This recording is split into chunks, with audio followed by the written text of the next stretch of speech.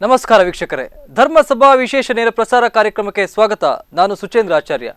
ಇವತ್ತು ಭಾರತ ದೇಶದಲ್ಲಿ ಒಂದು ಚರ್ಚೆ ಆಗ್ತಾ ಇರುವಂತಹ ವಿಷಯ ಅಂತ ಹೇಳಿದ್ರೆ ರಾಮ ಮಂದಿರ ನಿರ್ಮಾಣದ ಬಗ್ಗೆ ಸಾಕಷ್ಟು ಚರ್ಚೆಗಳಾಗ್ತಾ ಇದೆ, ಗೊಂದಲಗಳಾಗ್ತಾ ಇದೆ. ಹಲವಾರು ವರ್ಷದಿಂದ ಸುಪ್ರೀಂ ಕೋರ್ಟ್ ಅಲ್ಲೇ ಇರುವಂತಹ ಈ ಒಂದು ವಾದ ವಿವಾದದ ಬಗ್ಗೆ ಹಲವಾರು ಟೀಕೆಗಳು ಕೂಡ ಕೇಳಿ ಬರ್ತಾ ಇದೆ, ಆಕ್ರೋಶವನ್ನು ಕೂಡ ವ್ಯಕ್ತಪಡಿಸ್ತಾ ಇದ್ದಾರೆ. ಇನ್ನೊಂದು ಕಡೆ ರಾಜಕೀಯ ಪಕ್ಷಗಳು ಇದನ್ನ ವೋಟ್ ಬ್ಯಾಂಕ್ಗೋಸ್ಕರ ರಾಜಕೀಯಕ್ಕೋಸ್ಕರ ಬಳಸಿಕೊಳ್ತಿದೆ ಅನ್ನುವಂತಹ ಮಾತು ಕೂಡ ಕೇಳಿ ಬರ್ತಾ ಇದೆ. ಅದಕ್ಕಾಗಿ ಇವತ್ತು ಅಯೋಧ್ಯೆಯಲ್ಲಿ ರಾಮ ಮಂದಿರ ನಿರ್ಮಾಣ ಮಾಡಬೇಕು ಅನ್ನುವಂತಹ ನಿಟ್ಟಿನಲ್ಲಿ ಮಂಗಳೂರಿನಲ್ಲಿ ಬೃಹತ್ ಧರ್ಮಸಭಾ ಕಾರ್ಯಕ್ರಮ ನಡೆಯಿತು. ಅದ್ರ ಬಗ್ಗೆ ಇನ್ನಷ್ಟು ಹೇಳ್ತೇನೆ. ಈಗ ಅದ್ರ ಬಗ್ಗೆ ನನ್ನ ಜೊತೆಗೆ ಡಿಸ್ಕಸ್ ಮಾಡೋದಕ್ಕೆ ಕಾಂಗ್ರೆಸ್ ವಕ್ತಾರರಾದಂತಹ ಕಿಶನ್ ಹೆಗ್ಡೆ ಅವರು ನಮ್ಮ ಜೊತೆ ಇದ್ದಾರೆ. ಸರ್ ನಮಸ್ತೆ, ಕಾರ್ಯಕ್ರಮಕ್ಕೆ ಸ್ವಾಗತ. ಹಾಗೆ ಸಂಸ್ಥಾನ ಭಾರತಿ ಉಡುಪಿ ಸಂಚಾಲಕರಾದಂತಹ ವಾಸುದೇವ್ ಭಟ್ ಅವರು ನಮ್ಮ ಜೊತೆ ಇದ್ದಾರೆ. ಸರ್ ನಮಸ್ತೆ, ಕಾರ್ಯಕ್ರಮಕ್ಕೆ ಸ್ವಾಗತ. ನಮಸ್ತೆ. ಎಸ್, ಮೊದಲಿಗೆ ವಾಸುದೇವ್ ಭಟ್ ಅವರ ಹತ್ರ ಕೇಳ್ತೇನೆ. ಈಗ ನಾರ್ಮಲ್ ಆಗಿ ನೋಡೋಕೋದ್ರೆ ಅಯೋಧ್ಯೆಯಲ್ಲಿ ರಾಮ ಮಂದಿರ ನಿರ್ಮಾಣ ಆಗಬೇಕು ಅನ್ನುವಂಥದ್ದು ಹಲವಾರು ವರ್ಷಗಳಿಂದ ಹಿಂದೂಗಳ ಅಥವಾ ಬಹುಸಂಖ್ಯಾತರ ಒಂದು ಸಂಕಲ್ಪ ಆಗಿತ್ತು, ಅಲ್ಲಿ ಆಗ್ಬೇಕು ಅನ್ನುವಂತಹ ಮಾತನ್ನ ಹೇಳ್ತಾ ಇದ್ರು. ಈ ನಿಟ್ಟಿಗೆ ಏನ್ ಹೇಳ್ತೀರಾ ಅಂತ? ಇದು ದಶಕಗಳ ಕನಸು. 1992ರಿಂದ ಈ ಕನಸು ವೇಗವನ್ನು ಪಡ್ಕೊಂಡಿತ್ತು. ಅದೊಂದು ಸರಿಯಾದ ದಾರಿಯಲ್ಲಿ ತೆಗೆದುಕೊಂಡು ಹೋಗುವ ಅದಕ್ಕೆ ಪೂರಕವಾದ ಸಕಾರಾತ್ಮಕವಾದ ಹೆಜ್ಜೆಯನ್ನು ಇಡುವಂಥ ಕೆಲಸ ಅಲ್ಲಿಂದ ಆರಂಭ ಆಯಿತು. ಅಲ್ಲಿಂದ 23 ವರ್ಷಗಳ ಕಾಲ ಸುದೀರ್ಘವಾದಂಥ ಕಾನೂನು ಸಮರ ನಡೆದಿದೆ. ಇವತ್ತು ಬಹಳ ಒಂದು ಸಂತೋಷದ ವಿಷಯ, ಒಂದು ಇತ್ಯಾತ್ಮಕವಾದಂತಹ ಅಂತ್ಯವನ್ನು ಇದಕ್ಕೆ ಆಡುವಂಥ ಸಮಯ ಬಂದಿದೆ. ಹಿಂದೂ ಸಮಾಜದ ಬಹುಸಂಖ್ಯಾತರ ಕನಸುಗಳು ಅಯೋಧ್ಯೆಯಲ್ಲಿ ರಾಮ ಮಂದಿರ ಆಗಬೇಕು ಅಂತ ಹೇಳುವ ಕನಸು ನನಸಾಗುವಂಥ ಒಂದು ಹಂತದ ಪ್ರಕ್ರಿಯೆಯಲ್ಲಿ ನಾವು ಇದ್ದೇವೆ. ಅದಾಗ್ತದೆ ಅಂತ ಹೇಳುವ ಪೂರ್ಣ ವಿಶ್ವಾಸ ಇದೆ. ಅದಕ್ಕೆ ಪೂರಕವಾದಂಥ ವಾತಾವರಣ ಇವತ್ತು ಈ ದೇಶದಲ್ಲಿ ನಿರ್ಮಾಣ ಆಗಿರುವಂಥದ್ದು. ಅದರ ಜೊತೆಗೆ ಇವತ್ತು ಮಂಗಳೂರಿನಲ್ಲಿ ಮಾತ್ರ ಅಲ್ಲ, ಬೆಂಗಳೂರಿನಲ್ಲಿ ಕೂಡ ಬೃಹತ್ ಜನಾಗ್ರಹ ಸಭೆ ಆಯಿತು. ಅದಕ್ಕಿಂತ ಹೆಚ್ಚಾಗಿ ಅಯೋಧ್ಯೆಯಲ್ಲಿ ಸುಮಾರು 3 ಲಕ್ಷ ಸಾಧು ಸಂತರು ಸೇರಿ ಒಂದು ಹಕ್ಕೊತ್ತಾಯವನ್ನು ಕೇಂದ್ರ ಸರ್ಕಾರದ ಮುಂದೆ ಮಂಡಿಸಿ, ಇನ್ನು ನಾವು ಕಾಯುವ ಹಂತದಲ್ಲಿ ಇಲ್ಲ, ತಾಳ್ಮೆಯ ಪ್ರಕ್ರಿಯೆ ಮುಗಿದಿದೆ, ಮುಂದೆ ಇದಕ್ಕೆ ನಿರ್ಧಾರವನ್ನು ನೀವು ತೆಗೆದುಕೊಳ್ಳಲೇಬೇಕು ಅಂತ ಹೇಳುವ ಒತ್ತಾಯವನ್ನು ಕೇಂದ್ರ ಸರ್ಕಾರದ ಮುಂದೆ ಮಂಡಿಸಲಿಕ್ಕೆ ಸೇರಿದ್ದಾರೆ. ನಾಳೆ ನಾಡ್ದು ಕೂಡ ಸಂತ ಸಭೆ ನಡೆಯುತ್ತದೆ. ಅದರಿಂದ ಏನಕ್ಕೇನ ಪ್ರಕಾರೇಣ ಒಂದಷ್ಟು ಕಳ್ಕೊಂಡಿದ್ದೇವೆ, ಒಂದಷ್ಟು ಹೋರಾಟವನ್ನು ಎದುರಿಸಿದ್ದೇವೆ, ಒಂದಷ್ಟು ಟೀಕೆ ಟಿಪ್ಪಣಿಗಳು ಕೂಡ ಬಂದವು. ನ್ಯಾಯಾಂಗ ಪ್ರಕ್ರಿಯೆಯಲ್ಲಿ ಕೂಡ ಅನೇಕ ಏಳು ಬೀಳುಗಳು ಆದವು. ಆದರೆ ಇದು ಎಲ್ಲವೂ ಕೂಡ ಈ ದೇಶದ ಸಾಧು ಸಂತರ ಜಪಗಳು, ಅಪೇಕ್ಷೆಗಳು, ಪ್ರಾರ್ಥನೆಗಳು, ಭಜನೆಗಳು, ಇದಕ್ಕೆ ಅನೇಕ ರೀತಿಯಲ್ಲಿ ಹೋರಾಟ ಭಾಗಗಳು ನಡ್ಕೊಂಡು ಹೋಗಿದೆ. ಅದು ಪ್ರಾರ್ಥನೆ ನಡೆದಿದ್ದಾವೆ, ಜಪ ನಡೆದಿದೆ, ಸಂತರಿಂದ ಯಾಗ ಯಜ್ಞಗಳು ನಡೆದಿದ್ದಾವೆ. ಅದೆಲ್ಲವೂ ಕೂಡ ಒಂದು ಸಕಾರಾತ್ಮಕವಾದಂಥ ಫಲಿತಾಂಶ ಕೊಡುವಲ್ಲಿ ಬಂದು ನಿಂತಿದೆ ಅಂತ ಹೇಳುವಂಥದ್ದು ಒಬ್ಬ ಹಿಂದುವಾಗಿ, ಹಿಂದೂ ಸಂಘಟನೆಯ ಕಾರ್ಯಕರ್ತನಾಗಿ ನನಗೆ ವಿಶ್ವಾಸ ಕೊಡುವ, ಉತ್ಸಾಹ ತುಂಬಿಸುವ ವಿಚಾರ. ಎಸ್, ಕಿಶನ್ ಹೆಗ್ಡೆ ಅವರು, ನಿಮ್ಮ ಜೊತೆ ಕೇಳೋದಾದ್ರೆ ಈಗ ರಾಮ ಮಂದಿರ ನಿರ್ಮಾಣದ ಬಗ್ಗೆ ನಿಮ್ಮ ಅಭಿಪ್ರಾಯ ಏನು ಅಂತ? ರಾಮ ಮಂದಿರ ನಿರ್ಮಾಣವನ್ನು ವಿರೋಧ ಮಾಡಿದವರು ಯಾರಿದ್ದಾರೆ? ಈ ದೇಶದ ಬಹುಸಂಖ್ಯಾತರು ಅಲ್ಪಸಂಖ್ಯಾತರನ್ನು ಪ್ರಶ್ನೆ ಬರೋದಿಲ್ಲ. ಏನು ಹಿಂದೂಗಳು ವಿರೋಧ ಮಾಡೋ ಪ್ರಶ್ನೆ ಇಲ್ಲ, ಮುಸಲ್ಮಾನರು ವಿರೋಧ ಮಾಡಲಿಲ್ಲ, ಕ್ರೈಸ್ತರು ವಿರೋಧ ಮಾಡಲಿಕ್ಕೆ ಯಾರಿಗೂ ಯಾವುದನ್ನು ವಿರೋಧ ಮಾಡ್ತಕ್ಕಂಥ ಅರ್ಹತೆಗಳು ಇಲ್ಲ ಅಂತ ನನ್ನ ಭಾವನೆ. ಇದು ಬಹಳ ಸ್ಪಷ್ಟ, ವಿರೋಧಗಳು ಅಲ್ಲ. ನನ್ನ ಪ್ರಶ್ನೆ 30 ಮನೆಯರು ಹೇಳಿದ ಹಾಗೆ, ನಾನು ಚಿಕ್ಕವನಿದ್ದಾಗ ಶಾಲೆಗೆ ಹೋಗುವಾಗ ಶುರುವಾದದ್ದು ನೆನಪಿದೆ ನನಗೆ, ಇಟ್ಟಿಗೆ ಹೊತ್ಕೊಂಡು ಹೋದದ್ದು. ಸರಿ, ಅದನ್ನು ರಾಜಕೀಯಗೊಳಿಸ್ತಕ್ಕಂಥ ಅಗತ್ಯತೆ 30 ವರ್ಷಗಳು ನನಗೆ 91, 92 ರಾಮ ಮಂದಿರದ ಏನು ಮಸೀದಿ ನಾಶ, ರಾಮ ಮಂದಿರದ ಇದನ್ನು ಮಾಡಿದಂಥ ಸಂದರ್ಭದಲ್ಲಿ ನಡೀತು. ಆ ದಿವಸದಿಂದ ಪ್ರಾರಂಭಗೊಂಡು ಇವತ್ತಿನವರೆಗೆ, ಇವತ್ತು ಕೋರ್ಟ್ನಲ್ಲಿದೆ ಅಂತಾರೆ. ಸರಿ, ಈ ದೇಶದ ಪ್ರಜೆಯಾಗಿ ಯಾರೇ ಆಗಲಿ ಕೋರ್ಟ್ ನಿರ್ಣಯವನ್ನು ಕಾಯ್ತಕ್ಕಂಥದ್ದು ಅದು ಅಗತ್ಯ ಮತ್ತು ಅನಿವಾರ್ಯ. ಅದು ಪ್ರಜಾಪ್ರಭುತ್ವ ವ್ಯವಸ್ಥೆಯಲ್ಲಿ ಈ ಭಾರತ ದೇಶದಲ್ಲಿ ನಾವು ಪಾಲಿಸ್ಕೊಂಡು ಬಂದಂಥದ್ದು. ಸುಪ್ರೀಂ ಕೋರ್ಟ್ನ ನಿರ್ಣಯ ಯಾವುದೇ ವಿಷಯದಲ್ಲಿರಲಿ ಪಾಲಿಸಬೇಕಾಗ್ತದೆ. ಸರಿ ತಪ್ಪುಗಳಿಗೆ ಅಪಿಲೇಟ್ ಅಥಾರಿಟಿ ಅಲ್ಲೇ ಇದೆ, ಅಪಿಲೇಟ್ಗಳಿಗೆ. ಇನ್ನೊಂದು, ಅದೆಲ್ಲದಕ್ಕಿಂತ ಹೆಚ್ಚು ರಾಮ ಮಂದಿರದ ನಿರ್ಮಾಣದ ಕನಸು 30 ವರ್ಷ 30 ಅಲ್ಲ 30 ಅಲ್ಲ, ನನ್ನ ಲೆಕ್ಕದಲ್ಲಿ ಶತಮಾನಗಳಿಂದ ಪ್ರತಿಯೊಬ್ಬ ಹಿಂದೂ ಅದನ್ನು ಬಯಸಿದ್ದ. ಯಾವುದೋ ಕಾರಣಗಳು, ಅದರ ಇತಿಹಾಸಗಳು ಹಲವಿದೆ, ಅದು ಬೇರೆ, ಕಥೆಗಳು ಹಲವಿದೆ, ಅದಲ್ಲ. ಆ ಮಂದಿರ ನಿರ್ಮಾಣ ಆಗ್ಬೇಕಂತಕ್ಕಂಥದ್ದು ಬಯಸಿದ್ದಾನೆ, ಎಲ್ಲರೂ ಬಯಸಿದ್ದಾರೆ. ಸೊ ಅದಲ್ಲ. ಆದರೆ ಚುನಾವಣೆ ಹತ್ತಿರ ಬರುವಾಗ 4.5 ವರ್ಷ ಆಯಿತು ಇವರದ್ದೇ ಸರ್ಕಾರ ಇದ್ದು, ಹಕ್ಕೊತ್ತಾಯ ಅಂದು ಯಾಕಾಗಲಿಲ್ಲ? ಅದಕ್ಕೂ ಮೊದಲು ವಾಜಪೇಯಿ ಅವರ ಸರ್ಕಾರ ಇತ್ತು, ಪೂರ್ಣ ಅವಧಿಗೆ 4.25 ವರ್ಷ ಅವರು ಆಳಿದ್ರು. ಆ ಸಂದರ್ಭದಲ್ಲಿ ಅವತ್ತು ಬರಲಿಲ್ಲ. ಇವತ್ತು ಚುನಾವಣೆ ಹತ್ತಿರ ಬರ್ತಕ್ಕಂಥ ಸಂದರ್ಭದಲ್ಲಿ ಇಲ್ಲಿಯವರೆಗೆ ಸೊಲ್ಲೆತ್ತದ ಸಂಘಟನೆಗಳ ಹೆಸರಿನಲ್ಲಿ, ಅಂದರೆ ಭಾರತೀಯ ಜನತಾ ಪಕ್ಷ ಹಿನ್ನೆಲೆಯಲ್ಲಿ ನಿಂತುಕೊಂಡು ಸುಪ್ರೀಂ ಕೋರ್ಟ್ನ ನಿರ್ಣಯವನ್ನು ತರಬೇಕು ಅಂತಕ್ಕಂಥ ಹಕ್ಕೊತ್ತಾಯವನ್ನು ಮಾಡ್ತಕ್ಕಂಥ ಈ ಘಟನೆಗಳಿದೆ ಅಲ್ಲ, ಇದು ಸಮಂಜಸ ಅಲ್ಲ. ಇವತ್ತೇನಾಗಿದೆ, ಇವತ್ತು ಪಂಚರಾಜ್ಯಗಳ ಚುನಾವಣೆಯಲ್ಲಿ ಖಂಡಿತವಾಗಿ ನಾವು ಹೀನಾಯವಾಗಿ ಸೋಲ್ತೇವೆ ಅಂತಕ್ಕಂಥದ್ದು ಸ್ಪಷ್ಟವಾಗಿ ಬಂದಿದೆ. ಇವರಿಗೆ ಚುನಾವಣಾ ಫಲಿತಾಂಶ ಬರುವ ಮೊದಲು ಇವರು ತಿಳ್ಕೊಂಡಿದ್ದಾರೆ. ಅದಕ್ಕೆ ಮುಂದಿನ ನಡೆ ಏನು? ಇನ್ನು ಉಳಿದದ್ದು 4 ರಿಂದ 5 ತಿಂಗಳು ಚುನಾವಣೆಗೆ ಇರುವುದೇ 4 ರಿಂದ 5 ಅಥವಾ 6 ತಿಂಗಳು, ಮ್ಯಾಕ್ಸಿಮಮ್ ಮ್ಯಾಕ್ಸ್ ಟು ಮ್ಯಾಕ್ಸ್ 6 ತಿಂಗಳು. ಆ 6 ತಿಂಗಳ ಒಳಗೆ ಏನ್ ನಡಿಬೇಕು? ಇನ್ನೇನೂ ಮಾಡ್ಲಿಕ್ಕೆ ಸಾಧ್ಯ ಇಲ್ಲ. ಜನರಲ್ಲಿ ಧಾರ್ಮಿಕ ಭಾವನೆಯನ್ನ ಬಿತ್ತಿ ಆ ಧಾರ್ಮಿಕ ಭಾವನೆಯಿಂದ ಇನ್ನೊಮ್ಮೆ ಗದ್ದಿಗೆ ಏರ್ಬೇಕಂತಕ್ಕಂಥ ಕನಸನ್ನು ಕಾಣ್ತಕ್ಕಂಥ ಭಾರತೀಯ ಜನತಾ ಪಕ್ಷದ ಹಿಡನ್ ಎಜೆಂಡಾ ಇದೆ ಅಲ್ಲ, ಅದು ಇವತ್ತು ನಡೀತಾ ಇದೆ. ಯಾರು ಮಂದಿರಕ್ಕೆ ನಿರ್ಮಾಣಕ್ಕೆ ವಿರೋಧ ಮಾಡ್ತಕ್ಕಂಥದ್ದಲ್ಲ. ಮಂದಿರ ನಿರ್ಮಾಣ ಲೋಕಸಭಾ ಚುನಾವಣೆ ಪೂರ್ವಭಾವಿಯಾಗಿಯೇ ಇದರ ಪೂರ್ವಭಾವಿ ಕೆಲಸಗಳು ನಡಿಬೇಕೆ? ಇಷ್ಟು ದಿವಸ ಎಲ್ಲಿ ಹೋಗಿದ್ರು? ಇವತ್ತು ಈ ಬೇರೆ ಏನು ಕೇಳುವುದಿಲ್ಲ. 30 ವರ್ಷ ಬಿಡಿ, 20 ವರ್ಷ ಬಿಡಿ, ಶತಮಾನಗಳದ್ದೆಲ್ಲ ಬಿಡಿ. ಈ ಸರ್ಕಾರ, ಭಾರತ ಸರ್ಕಾರದಲ್ಲಿ ಇವತ್ತು ನರೇಂದ್ರ ಮೋದಿ ಅವರ ನೇತೃತ್ವದಲ್ಲಿ ಮಾಡಿದಂಥ ಈ ಸರ್ಕಾರ ಘೋಷಣೆಯೊಂದಿಗೆ ಬಂತು, ನಾವು ಕಟ್ತೇವೆ ಮಂದಿರ. 4 ವರ್ಷ 7 ತಿಂಗಳು ಆಗ್ಲಿಲ್ವೇ? ಎಸ್ ಸರ್, ನಿಮ್ ಜೊತೆ ಇನ್ನಷ್ಟು ಮಾತಾಡ್ತೇನೆ. ಎಸ್ ವೀಕ್ಷಕರೇ, ನೀವು ಕೂಡ ಕಾರ್ಯಕ್ರಮವನ್ನ ನೋಡ್ತಾ ಇದ್ದೀರಾ. ಇವತ್ತು ಮಂಗಳೂರಿನಲ್ಲಿ ಅಯೋಧ್ಯೆಯಲ್ಲಿ ರಾಮ ಮಂದಿರ ನಿರ್ಮಾಣ ಆಗಬೇಕು ಅಂತಹ ಮಂಗಳೂರಿನಲ್ಲಿ ಬೃಹತ್ ಜಾಥಾ ನಡೀತು, ಧರ್ಮಸಭೆ ನಡೀತು. ಎಸ್, ಮತ್ತೊಬ್ಬ ಅತಿಥಿ ಕೂಡ ನಮ್ಮ ಜೊತೆ ಜಾಯ್ನ್ ಆಗಿದ್ದಾರೆ. ವಿಶ್ವ ಹಿಂದೂ ಪರಿಷತ್ ಕಾರ್ಕಳ ತಾಲೂಕು ಸಹಾಯಕರಾದಂತಹ ಪ್ರದೀಪ್ ಬೇಲಾಡಿ ನಮ್ಮ ಜೊತೆ ಇದ್ದಾರೆ. ಸರ್ ನಮಸ್ತೆ, ಕಾರ್ಯಕ್ರಮಕ್ಕೆ ಸ್ವಾಗತ. ಸರ್, ಈಗಾಗಲೇ ಹೇಳಿದಾಗೆ ರಾಮ ಮಂದಿರ ನಿರ್ಮಾಣ ವಿಚಾರದಲ್ಲಿ ಸಾಕಷ್ಟು ಗೊಂದಲಗಳಾಗ್ತಾ ಇದೆ. ಇವತ್ತು ಮಂಗಳೂರಿನಲ್ಲಿ ಕೂಡ ಒಂದು ದೊಡ್ಡ ಮಟ್ಟದಲ್ಲಿ ಧರ್ಮಸಭಾ ಕಾರ್ಯಕ್ರಮ ಆಯಿತು. ಈಗ ರಾಮ ಮಂದಿರ ವಿಚಾರದಲ್ಲಿ ನಿಮ್ಮ ಅಭಿಪ್ರಾಯ ಏನು ಅಂತ? ರಾಮ ಭಾರತದ ಅಂತರಾತ್ಮ, ರಾಮ ಭಾರತದ ಮರ್ಯಾದಾ ಪುರುಷೋತ್ತಮ. ಆ ರಾಮ ಹುಟ್ಟಿದ ಜಾಗದಲ್ಲಿ ಮಂದಿರ ಆಗಬೇಕು. ನಾವು ಕೇಳ್ತಾ ಇರೋದು ರಾಮನ ಹುಟ್ಟಿದ ಜಾಗದಲ್ಲಿ ಮಂದಿರ ಆಗಬೇಕು ಅಂತ. ಹಿಂದೂಗಳಿಗೆ ಶ್ರದ್ಧಾ ಕೇಂದ್ರವಾಗಿರುವಂಥದ್ದು ಅಯೋಧ್ಯೆ ಮಾತ್ರ. ಯಾವ ರೀತಿ ಈಗ ಮುಸಲ್ಮಾನರಿಗೆ ಮೆಕ್ಕದಲ್ಲಿದೆಯೋ ಅದೇ ರೀತಿ ಕ್ರೈಸ್ತರಿಗೆ ವ್ಯಾಟಿಕನ್ನಲ್ಲಿದೆಯೋ, ಅದೇ ನಾವು ಭಾರತದ ಹಿಂದೂಗಳಿಗೆ ಆ ಅಯೋಧ್ಯೆ ರಾಮ ಹುಟ್ಟಿದ ಜಾಗದಲ್ಲೇ ಮಂದಿರ ಆಗಬೇಕಂತ ನಾವು ಕೇಳ್ತಾ ಇರೋದು ಅಷ್ಟೇ. ಇದು ಯಾವುದೋ ಚುನಾವಣಾ ಗಿಮಿಕ್ ಅಲ್ಲ. ಅಥವಾ ಈಗ ಎಲೆಕ್ಷನ್ ಬರ್ತಾ ಇದೆ, ನಾವೇನು ಸುಪ್ರೀಂ ಕೋರ್ಟಿಗೆ ಹೇಳಿಲ್ಲ ಈ ಚುನಾವಣೆ ಬರ್ತಾ ಇರಬೇಕಾದ್ರೆ ನೀವು ಅದನ್ನು ಪೋಸ್ಟ್ಪೋನ್ ಮಾಡಿ ಜನವರಿಗೆ ಇಡಿ ಅಂತ ನಾವೇನು ಸುಪ್ರೀಂ ಕೋರ್ಟ್ಗೆ ಹೇಳಿದೆವಾ?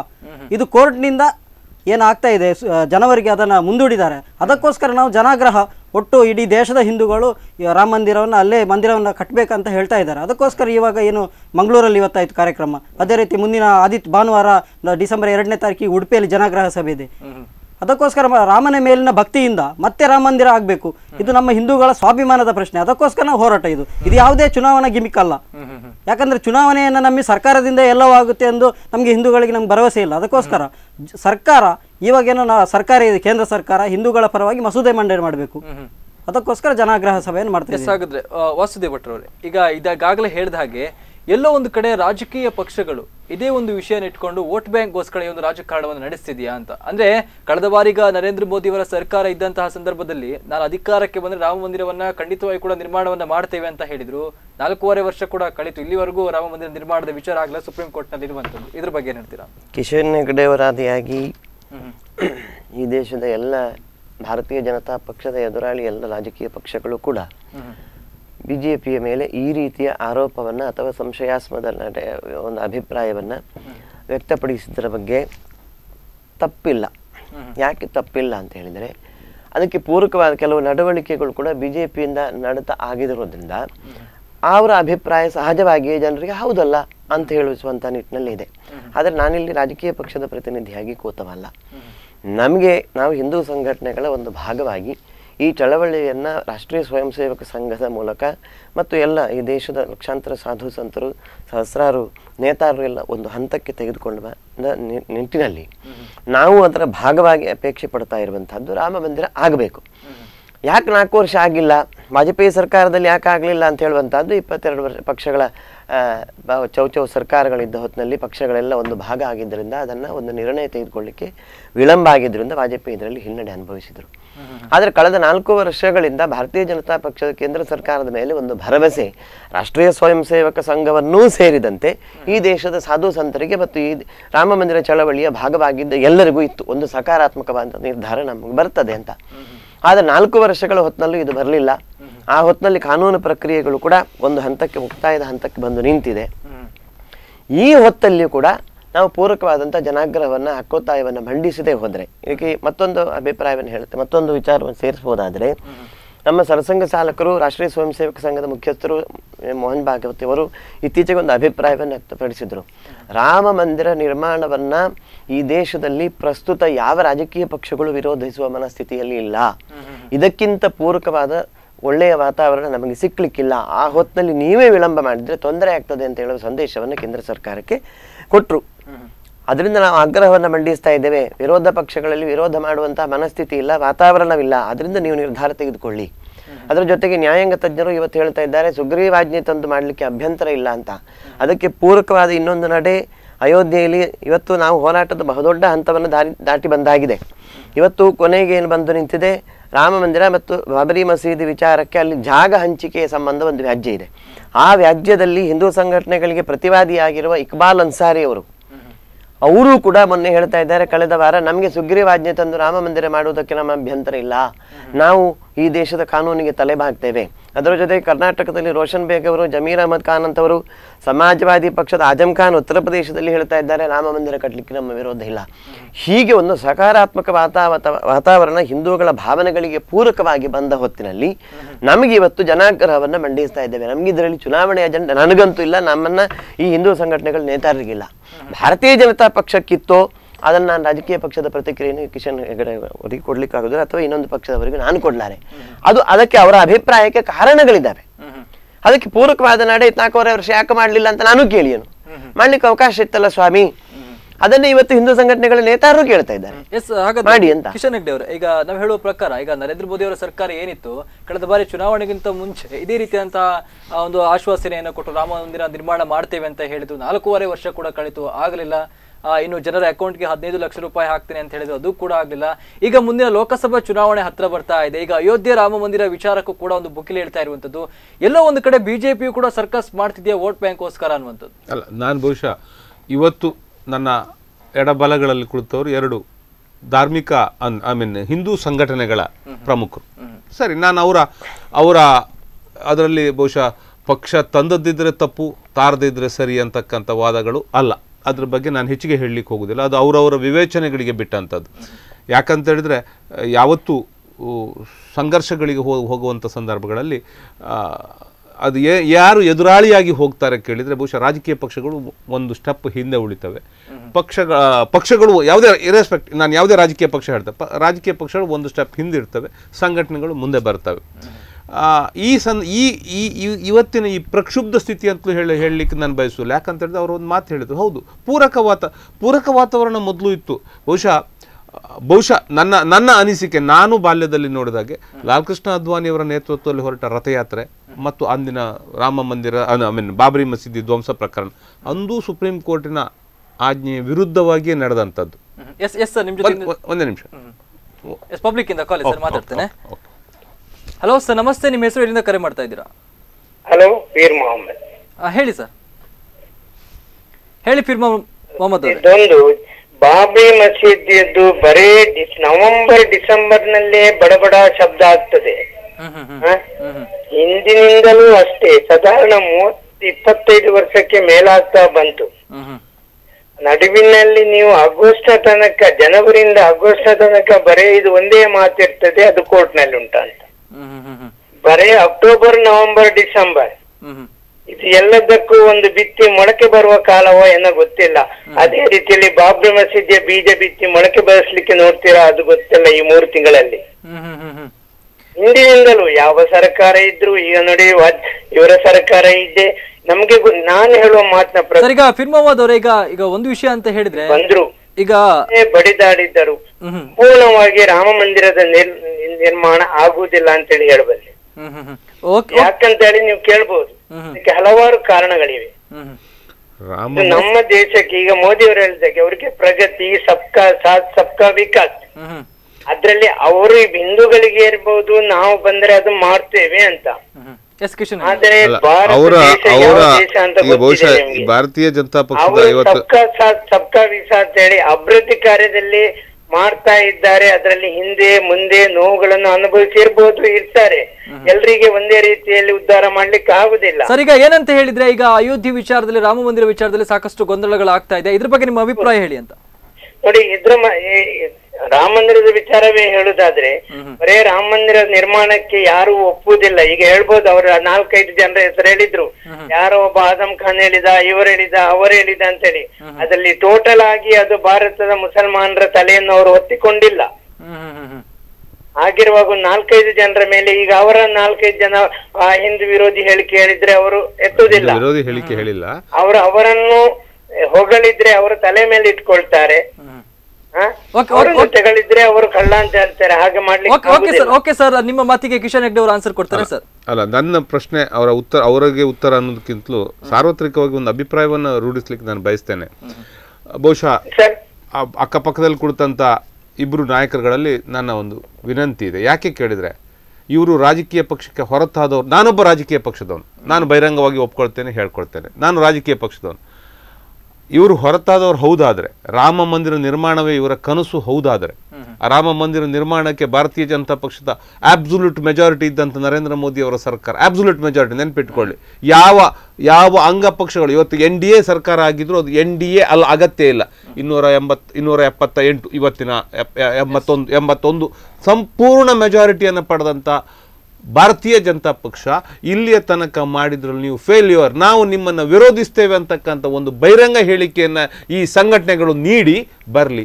ಎಲ್ಲ ರಾಜಕೀಯ ಪಕ್ಷಗಳು ನನ್ನನ್ನು ಸೇರಿ ಪಕ್ಷದ ಭೇದವನ್ನು ಮರೆತು ಈ ವ್ಯವಸ್ಥೆಯಲ್ಲಿ ಇರ್ತೇವೆ, ಅಹಿಂಸಾತ್ಮಕ ಹೋರಾಟಗಳು ನಡೀಬೇಕು, ರಾಮ ಮಂದಿರ ನಿರ್ಮಾಣ ಆಗಬೇಕು ಅಂತಕ್ಕಂಥದ್ದು ಆ ಹೇಳಿಕೆಯನ್ನು ಕೊಡದೆ, ಬಹುಶಃ ತಪ್ಪಿತಸ್ಥ ಯಾರು ಅಂತ ಚಾರ್ಜ್ ಶೀಟ್ ಹಾಕದೆ ನಮಗೆ ಶಿಕ್ಷೆ ಆಗಲಿ ಅಂತ ಹೇಳಿದ್ರೆ ಯಾರನ್ನ ಶಿಕ್ಷೆ ಮಾಡ್ತೀರಿ ಸ್ವಾಮಿ? ಚಾರ್ಜ್ ಶೀಟ್ ಹಾಕಿ, ನೀವು ಪಬ್ಲಿಕ್ ಚಾರ್ಜ್ ಶೀಟ್ ಹಾಕಿ. ಇವತ್ತು ರಾಷ್ಟ್ರಾದ್ಯಂತ ಎಲ್ಲ ಸಂಘಟನೆಗಳಿದ್ದಾವೆ, ರಾಮ ಮಂದಿರ ನಿರ್ಮಾಣ ನಮ್ಮ ಕನಸು ಅಂತಕ್ಕಂಥ ಶತಮಾನಗಳ ಕನಸು ಅಂತ ಹೇಳ್ತಕ್ಕಂಥ ಸಂಘಟನೆಗಳಿದೆ. ಅದಕ್ಕಾಗಿ ಜೀವ ತೆತ್ತವರಿದ್ದಾರೆ, ಬಲಿದಾನ ಮಾಡಿದವರಿದ್ದಾರೆ. ಇದು ನಾನು ಗೌರವಾಧಾರಗಳಿಂದ ನಾನು ಈ ಮಾತುಗಳನ್ನ ಹೇಳ್ತೇನೆ. ಮತ್ತುಳಿದು ಮತ್ತೆ ಹೇಳುವ, ಆ ಎಲ್ಲ ಬಲಿದಾನಗಳಾದದ್ದಿದೆ. ಗಲಭೆಗಳಾಗಿ ಸಾವಿರಾರು ಕೇಸ್ಗಳು ಹಿಡ್ಸ್ಕೊಂಡು ಇವತ್ತು ಕೋರ್ಟ್ ತಿರುಗ್ತವ್ರು. ಇವತ್ತು 30 ವರ್ಷ ಆದ್ರೂ ಇವತ್ತು ಬಹುಶಃ ಬೇರೆಯವ್ರು ಬೇಡ, LK ಅದ್ವಾನಿ ಅವರು ಇವತ್ತು ಕೋರ್ಟ್ ತಿರುಗ್ತಕ್ಕಂಥ ಎಕ್ಸಮ್ಟೆಡ್ ಅವರು, ಅದು ಬೇರೆ ವಿಷಯ. ಬಟ್ ಇವತ್ತು ಆ ಕೇಸ್ ನಡೀತಾ ಇದೆ ಅವ್ರ ಮೇಲೆ. ಇವತ್ತು ಈ ದೇಶದ ಅತಿ ಹಿರಿಯ ನಾಯಕನಾದ LK ಅದ್ವಾನಿ ಅವರ ಮೇಲೂ ಸಹ ಕೇಸ್ ಇದೆ. ಅವರು ಅಟೆಂಡೆನ್ಸ್ ಅನ್ನ ಹಾಜರಾತಿಯನ್ನು ವಿನಾಯಿತಿ ಪಡೆದಿದ್ದಾರೆ, ಅದು ಬೇರೆ ವಿಷಯ. ಆದರೆ ಇದಿಷ್ಟು ಜನ ಇರುವಾಗ, ಇವತ್ತು ಈ ಸರ್ಕಾರ ಸಂಪೂರ್ಣ ವಿಫಲವಾಗಿರುವಾಗ, ಬೇರೆ ಎಲ್ಲ ಸರ್ವ ರಂಗದಲ್ಲೂ ಈ ಸರ್ಕಾರ ವಿಫಲವಾಗಿದೆ. ಅದ್ರ ಬಗ್ಗೆ ನನಗೆ ಈ ವೇದಿಕೆಯಲ್ಲಿ ನಾನು ಡಿಸ್ಕಸ್ ಮಾಡಿ, ಸರ್ವ ರಂಗದಲ್ಲೂ ವಿಫಲವಾದಂಥ ಈ ಸರ್ಕಾರ, ಅದರ ಎಡೆಯಲ್ಲಿ ಬಹುಸಂಖ್ಯಾತರಿಗೆ ಅನ್ಯಾಯ ಮಾಡಿದ್ದು ಹೌದು ಅಂತ ಹೇಳ್ಕೊಳ್ಳಿ, ಚಾರ್ಜ್ ಶೀಟ್ ಹಾಕ್ಲಿ, ಇವರು ಪಬ್ಲಿಕ್ ಚಾರ್ಜ್ ಶೀಟ್ ಹಾಕ್ಲಿ. ನಾವು ಈ ಸರ್ಕಾರ ನಮಗೆ ದ್ರೋಹ ಮಾಡಿದೆ, ಹಿಂದೂಗಳಿಗೆ ದ್ರೋಹ ಮಾಡಿದೆ, ಬಹುಸಂಖ್ಯಾತರಿಗೆ ದ್ರೋಹ ಮಾಡಿದೆ, ಆದ್ರಿಂದ ನಾವು ಇದ್ರ ವಿರುದ್ಧ ಹೋರಾಡ್ತೇವೆ ಅಂತ ಹೇಳಿ ಜನರೆಲ್ಲ ಎದ್ದು ನಿಮ್ಮೊಟ್ಟಿಗೆ ಬಂದು, ನಾನು ಸಹಿತ ನನ್ನನ್ನು ಸೇರಿ ನಿಮ್ಮ ನಾಡಿದ್ದು ಈ ಹೇಳಿಕೆಯನ್ನು ನೀಡಿ, ನಾಡಿದ್ದು ನಿಮ್ಮ ಜನಾನುಗ್ರಹ ಏನು ಇದಿದೆ ಉಡುಪಿಯಲ್ಲಿ, ಅಲ್ಲಿ ನಾನು ಇರ್ತೇನೆ ನಿಮ್ಮ ಜೊತೆ. ಪಕ್ಷ ಭೇದವನ್ನು ಕಿಶನ್ ಹೆಗ್ಡೆ ಅವರು ಇದೇ ವಿಷಯದ ಬಗ್ಗೆ ನಾನು ಮಾತಾಡ್ತೇನೆ, ಅದಕ್ಕೂ ಒಂದು ಬ್ರೇಕ್ ಬೇಕು. ವೀಕ್ಷಕರೇ, ನೀವು ಕೂಡ ಕಾರ್ಯಕ್ರಮವನ್ನು ನೋಡ್ತಾ ಇದ್ರೆ ಇದ್ರ ಬಗ್ಗೆ ಇನ್ನಷ್ಟು ಡಿಸ್ಕಸ್ ಅನ್ನು ಮಾಡ್ತೇನೆ, ಅದಕ್ಕೂ ನಾನು ಸ್ಮಾಲ್ ಬ್ರೇಕ್.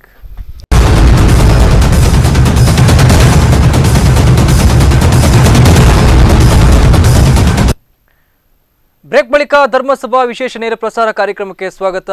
ವೀಕ್ಷಕರೇ, ನಾನು ಮಾತಾಡ್ತಾ ಇದ್ದೆ ರಾಮ ಮಂದಿರ ವಿಚಾರದಲ್ಲಿ, ಅಯೋಧ್ಯೆಯಲ್ಲಿ ರಾಮ ಮಂದಿರ ವಿಚಾರದಲ್ಲಿ ಸಾಕಷ್ಟು ಗೊಂದಲಗಳಾಗ್ತಾ ಇದೆ. ಕಿಶನ್ ಹೆಗ್ಡೆ ಅವರೇ, ನೀವು ಈಗಾಗಲೇ ಹೇಳ್ತಾ ಇದ್ರಿ, ಈಗ ಎಲ್ಲ ಏನು ಸಂಘಟನೆ ಕಾರ್ಯಕರ್ತರು ಬಂದು ಹೇಳಿದ್ರೆ ನಾವು ನಿಮ್ಮ ಜೊತೆಗೆ ಸಪೋರ್ಟ್ ಮಾಡ್ತೇವೆ ಅನ್ನುವಂಥ ಮಾತನ್ನ ಹೇಳಿದ್ರಿ. ಯಾಕೆ ಹಾಗಾದ್ರೆ ನೀವೇ ನಿಮ್ಮ ಪಕ್ಷದವರೇ ಹೋಗಿ ಹೇಳ್ಬೋದಲ್ಲ ಸಂಘಟನೆಗಳಿಗೆ, ಇಲ್ಲ ಬಿಜೆಪಿ ಈ ರೀತಿ ಮಾಡ್ತಿದೆ, ನಿಮ್ಗೆ ಗೊತ್ತಾಗಲ್ವಾ? ಬಹಿರಂಗ ಸತ್ಯ, ನೀವು ಬಹಿರಂಗ ಸತ್ಯವನ್ನು ವಾಪಸ್ ಹೇಳ್ತಕ್ಕಂತ ಅಗತ್ಯತೆ ಇಲ್ಲ. ಹಾಗಾದ್ರೆ ಜನರು ಅವರ ಬಹಿರಂಗ ಸತ್ಯಗಳನ್ನ ನಿಮ್ಗೆ ಹೇಳುವ ಅಗತ್ಯತೆ ಇಲ್ಲ. ಹೋರಾಟ ಮಾಡೋಣ. ಈಗ ಇದು ಒಂದು ಯಾರ ವಿರುದ್ಧ ನೀವು ಹೋರಾಟ? ನನ್ನ ಪ್ರಶ್ನೆ, ಯಾರ ವಿರುದ್ಧ ಹೋರಾಟ? ಓಕೆ, ನೀವು ಹೋರಾಡ್ತೀರಾ, ಸರಿ, ನೀವು ಹೇಳ್ತೀರಿ ಸುಗ್ರೀವಾಜ್ಞೆ ತನ್ನಿ ಅಂತಕ್ಕಂಥ, ಸರಿ. ಹಾಗಾದ್ರೆ ಯಾವುದೋ ಒಂದು ವ್ಯವಸ್ಥೆ ವಿರುದ್ಧ ನಿಮ್ಮ ಹೋರಾಟ, ಆ ವ್ಯವಸ್ಥೆ ವಿರುದ್ಧ ಹೋರಾಟವನ್ನು ನೀವು ಬಹಿರಂಗವಾಗಿ ಒಪ್ಕೊಳ್ಳಿ ಅಲ್ಲ. ನೀವು ವ್ಯವಸ್ಥೆ ವಿರುದ್ಧ ನಾವು ಹೋರಾಡ್ತೇವೆ, ನಾವು ಕೇಂದ್ರ ಸರ್ಕಾರದ ವಿರುದ್ಧವೇ ನಮ್ಮ ಹೋರಾಟ, ಅದನ್ನ ಒಪ್ಕೊಳ್ಳಿ. ಅದು ಬಿಟ್ಕೊಂಡು ನೀವು ಇಲ್ಲಿ ಏನಾಗ್ತಿದೆ ಅಂತ ಹೇಳಿದ್ರೆ, ಈಗ ಬಿಜೆಪಿ ಪಕ್ಷದವರು ನಮಗೆ ಸಪೋರ್ಟ್ ಮಾಡ್ತಿದ್ದೇವೆ ಅಂತ ಸಂಘಟನಾ ಕಾರ್ಯಕರ್ತರು ಹೇಳ್ತಿದ್ದಾರೆ, ಎಲ್ಲರೂ ಕೂಡ ಮಾಡ್ತಿರುವಂತದ್ದು. ಇನ್ನು ಕಾಂಗ್ರೆಸ್ ಸರ್ಕಾರ ಹೋಗ್ಬೋದಲ್ವಾ? ಕಾಂಗ್ರೆಸ್ ಸರ್ಕಾರ ಅಲ್ಲ, ನೀವು ಯಾರನ್ನ ಕೇಳಬೇಕು? ನೀವು ಯಾರನ್ನ, ಇವತ್ತು ಯಾರು ಅಧಿಕಾರದಲ್ಲಿ ಕುಳಿತಿದ್ದಾರೆ, ನೀವು ಯಾರನ್ನ ಕೇಳಬೇಕು? ನೀವು ಕೇಳಬೇಕಾದ ಅಧಿಕಾರದಲ್ಲಿ ಇರ್ತಕ್ಕಂಥವ್ರು ನೀವು ಕೇಳಬೇಕಾದ್ದು. ಕಾಂಗ್ರೆಸ್ ಪಕ್ಷವನ್ನು ಕೇಳ್ತಕ್ಕಂಥ ಪ್ರಶ್ನೆ ಬರುವುದಿಲ್ಲ, ಅಥವಾ ಇನ್ಯಾವುದೇ ಪಕ್ಷವನ್ನು ಕೇಳ್ತಕ್ಕಂಥ. ಇವತ್ತು ಕೇಳ್ತಕ್ಕಂಥ ಅಧಿಕಾರದಲ್ಲಿ ಕುಳಿತವ್ರು ಯಾರು? ಅಧಿಕಾರದಲ್ಲಿ ಕುಳಿತಂತವ್ರನ್ನ ಕೇಳಬೇಕೆ ಹೊರತು ಯಾರನ್ನ ಹೋಗಿ ಕೇಳಿ, ರಾಹುಲ್ ಗಾಂಧಿನ ಕೇಳಿಯೋ ದೇವೇಗೌಡರನ್ನ ಕೇಳಿಯೋ ದೇಶ ಆಳಕ್ಕಾಗತ್ತ ಸ್ವಾಮಿ? ಇವತ್ತು ನೀವು ಕೇಳಬೇಕಾದವ್ರನ್ನ ಕೇಳಿ, ಯಾರನ್ನ ಕೇಳಬೇಕು ಅವ್ರನ್ನ ಕೇಳಿ. ಅವ್ರನ್ನ ಕೇಳ್ತಾ ಇಲ್ಲ, ಅದು ಬಿಟ್ಕೊಂಡು ನೀವು ಜನಾನುಗ್ರಹ ಅಂತ ಹೇಳ್ತೀರಿ. ತಪ್ಪಿಲ್ಲ, ನಿಮ್ಮ ಜನಾನುಗ್ರಹಕ್ಕೆ ಎಲ್ಲ ಎಲ್ಲ ಎಲ್ಲ ಬೆಂಬಲಗಳು ನಾವು ನೀಡ್ತೇವೆ. ಹೋಗಿದೆ ಈಗ ಕೇಂದ್ರ ಸರ್ಕಾರಕ್ಕೂ ಕೂಡ ಈಗ ಇದು ಆಡಳಿತಾತ್ಮಕ ಆಪ್ಷನ್ ಇರೋದು, ಈಗ ಕೇಸ್ ಇರೋದು ಸುಪ್ರೀಂ ಕೋರ್ಟ್. ಸ್ವಾಮಿ ನೀವು ಹೇಳ್ತೀರಿ ಸುಪ್ರೀಂ ಕೋರ್ಟ್ ವಿರುದ್ಧ, ಸುಪ್ರೀಂ ಕೋರ್ಟ್ ಕೇಸ್ ಹಾಗೆ ಇರ್ಲಿ, ನೀವು ಸುಗ್ರೀವಾಜ್ಞೆ ತನ್ನಿ ಅಂತೀರಿ. ಹಾಗಾದ್ರೆ ನಿಮ್ಮ ಪ್ರಕಾರ ಕೇಂದ್ರ ಸರ್ಕಾರ ಸುಗ್ರೀವಾಜ್ಞೆ ತರ್ಬೋದಲ್ಲ? ಅವ್ರಿಗೆ ಏನು ತರ್ತಕ್ಕಂಥ ವ್ಯವಸ್ಥೆಯಲ್ಲಿ ಅವರಿದ್ದಾರೆ. ಇವತ್ತು ದೇಶದ ಎಲ್ಲರಿಗೂ ಕಾಯ್ದೆ ಕಾನೂನು ಗೊತ್ತಿಲ್ಲದವ್ರು ಯಾರಿಲ್ಲ. ಅದು ಸ್ವಲ್ಪ ಹೆಚ್ಚು ಗೊತ್ತಿರ್ಬೋದು, ಪರಿಣತಿ ಇರ್ಬೋದು, ಪರಿಣತಿ ಇಲ್ಲದೆ ಇದ್ದಿರ್ಬೋದು, ಅಷ್ಟೇ ಬಿಟ್ರೆ ಕಾಯ್ದೆಯ ಬಗ್ಗೆ ಅರಿವಿಲ್ಲ ಅಂತಕ್ಕಂತ ಹೇಳ್ತಕ್ಕಂಥ ಯಾರಿಲ್ಲ. ಇವತ್ತು ಎಲ್ರಿಗೂ ಗೊತ್ತಿದೆ. ಅವರು ಕೇಂದ್ರ ಸರ್ಕಾರ ಇವತ್ತು ಸುಗ್ರೀವಾಜ್ಞೆ ತರ್ಲಿಕ್ಕೆ ಏನ್ ತೊಂದ್ರೆ, ತರುದು ಹೌದಾದ್ರೆ ಆದ್ರೆ ತಂದು ನೋಡ್ಲಿ ಅಲ್ಲ, ತಂದು ಹಾಕ್ಲಿ ಅಲ್ಲ, ಆಗ ಗೊತ್ತಾಗ್ತದಲ್ಲ ಏನು ಅಂತೇಳಿ. ಇವತ್ತು 4.5 ವರ್ಷಗಳ ತನಕ ಇವ್ರು ತರ್ಲಿಕ್ಕೆ ಆಗ್ಲಿಲ್ಲ, ಕಟ್ತಕ್ಕಂಥ ಇವರ ಆಶ್ವಾಸನೆ, ಚುನಾವಣಾ ಆಶ್ವಾಸನೆ ಈಡೇರಿಸ್ಲಿಕ್ಕೆ ಆಗ್ಲಿಲ್ಲ. ಇದು ನಮ್ದು ಏನು ಬರೇ ಚುನಾವಣೆ ಆಶ್ವಾಸನೆ ಅಲ್ಲ, ಇದು ರಾಮ ಜನ್ಮಭೂಮಿ ನಮ್ಮ ಹಕ್ಕು, ನಮ್ಮ ಹೋರಾಟ ಅಂತ ಹೇಳ್ಕೊಂಡು ಶತಮಾನಗಳ ಹೋರಾಟದ ಕೂಗು ನಾವು ಅಂತ ಹೇಳ್ಕೊಂಡು ಬಂದವರು. ಮನ್ ಕಿ ಬಾತು ಇಲ್ಲ, ಯಾವ ಬಾತು ಇಲ್ಲ. ಇವತ್ತು ಏನ್ ಮಾತಾಡ್ತಾ ಇದ್ದಾರೆ?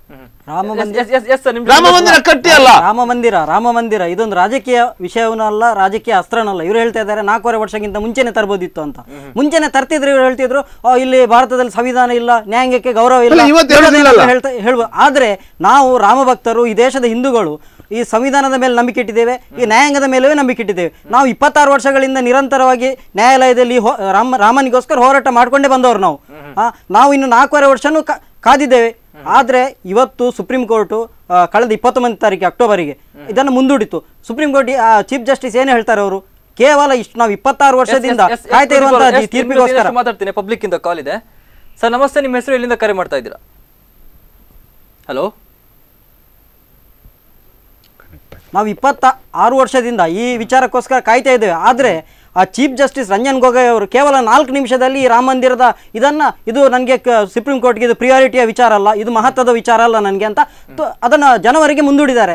ಸುಪ್ರೀಂ ಕೋರ್ಟ್ಗೆ ನಾವು ಇವಾಗ ಎಲ್ಲವೂ ಆಸೆ ಭರವಸೆಗಳನ್ನು ಕಳೆದುಕೊಂಡಿದ್ದೇವೆ ನಾವು ಈ ಹಿಂದೂಗಳು. ಅದಕ್ಕೋಸ್ಕರ ಕೇಂದ್ರ ಸರ್ಕಾರ ಇದಕ್ಕೆ ಮಸೂದೆಯನ್ನು ಮಂಡನೆ ಮಾಡ್ಬೇಕಂತ ನಾವು ಹೇಳ್ತಿರೋದು.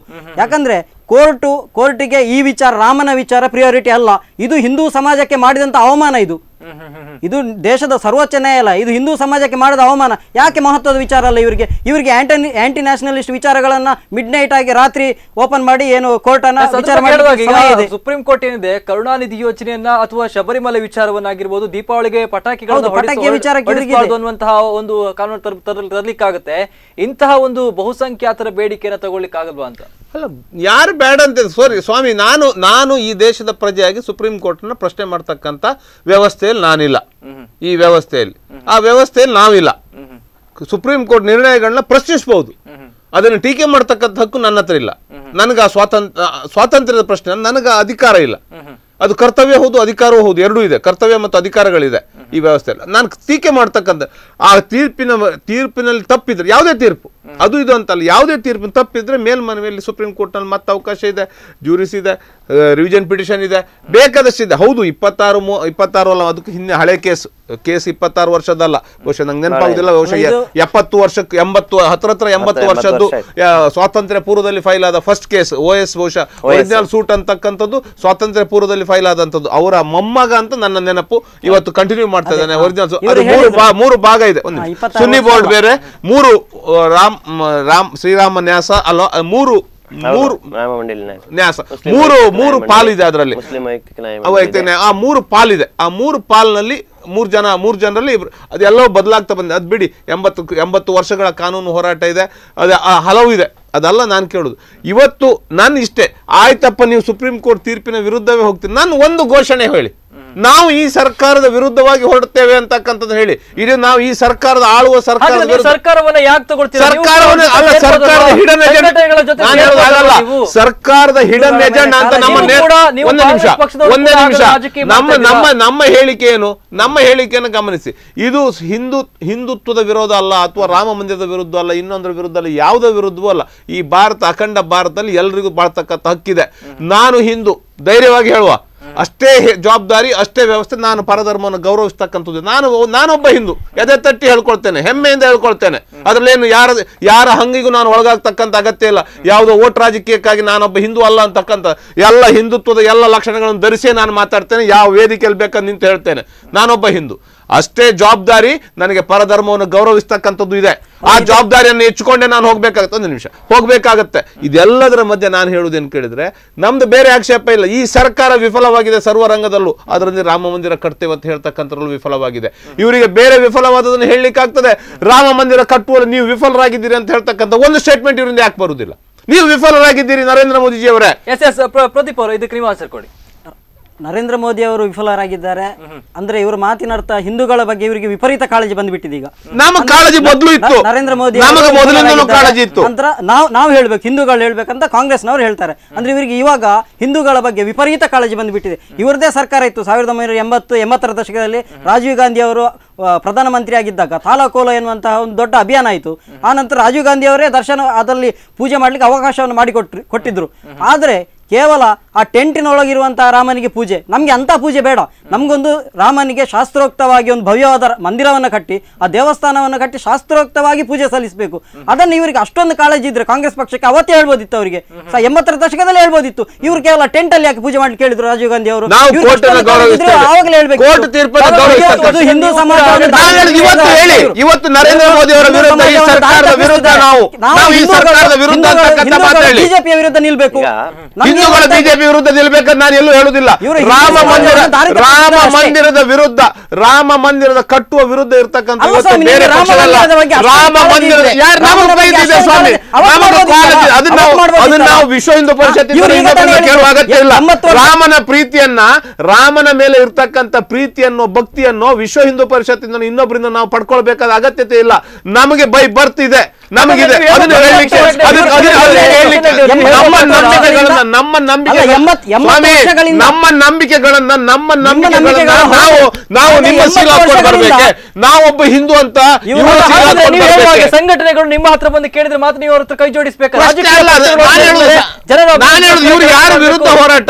ನಾನು ಹೇಳುದು ಇವತ್ತು ಸುಪ್ರೀಂ ಕೋರ್ಟ್ ನ ವಿರುದ್ಧ, ನಮ್ಮ ಸುಪ್ರೀಂ ಕೋರ್ಟ್ ನ ಜಜ್ಮೆಂಟ್ ಡಿಲೇ ಪ್ರೋಸೆಸ್ ನ ವಿರುದ್ಧ ಹೋರಾಟ ಅಂತ ಹೇಳ್ತೀರಿ.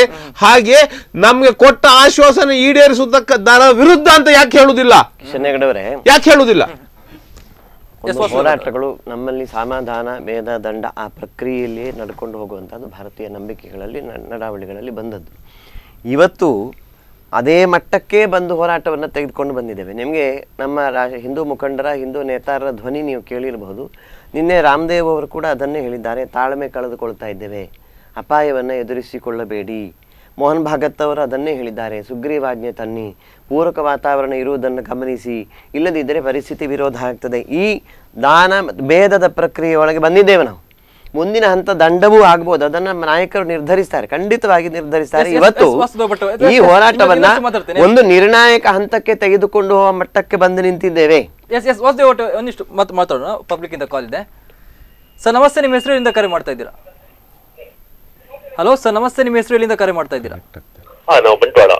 ಹೇಳಿ ಸರ್, ನಿಮ್ಮ ಹೆಸರು? ಹಲೋ, ಬಂಟ್ವಾಳದಿಂದ ಪ್ರಕಾಶ್ ಅಂತ. ಹೇಳಿ ಪ್ರಕಾಶ್ ಅವರೇ.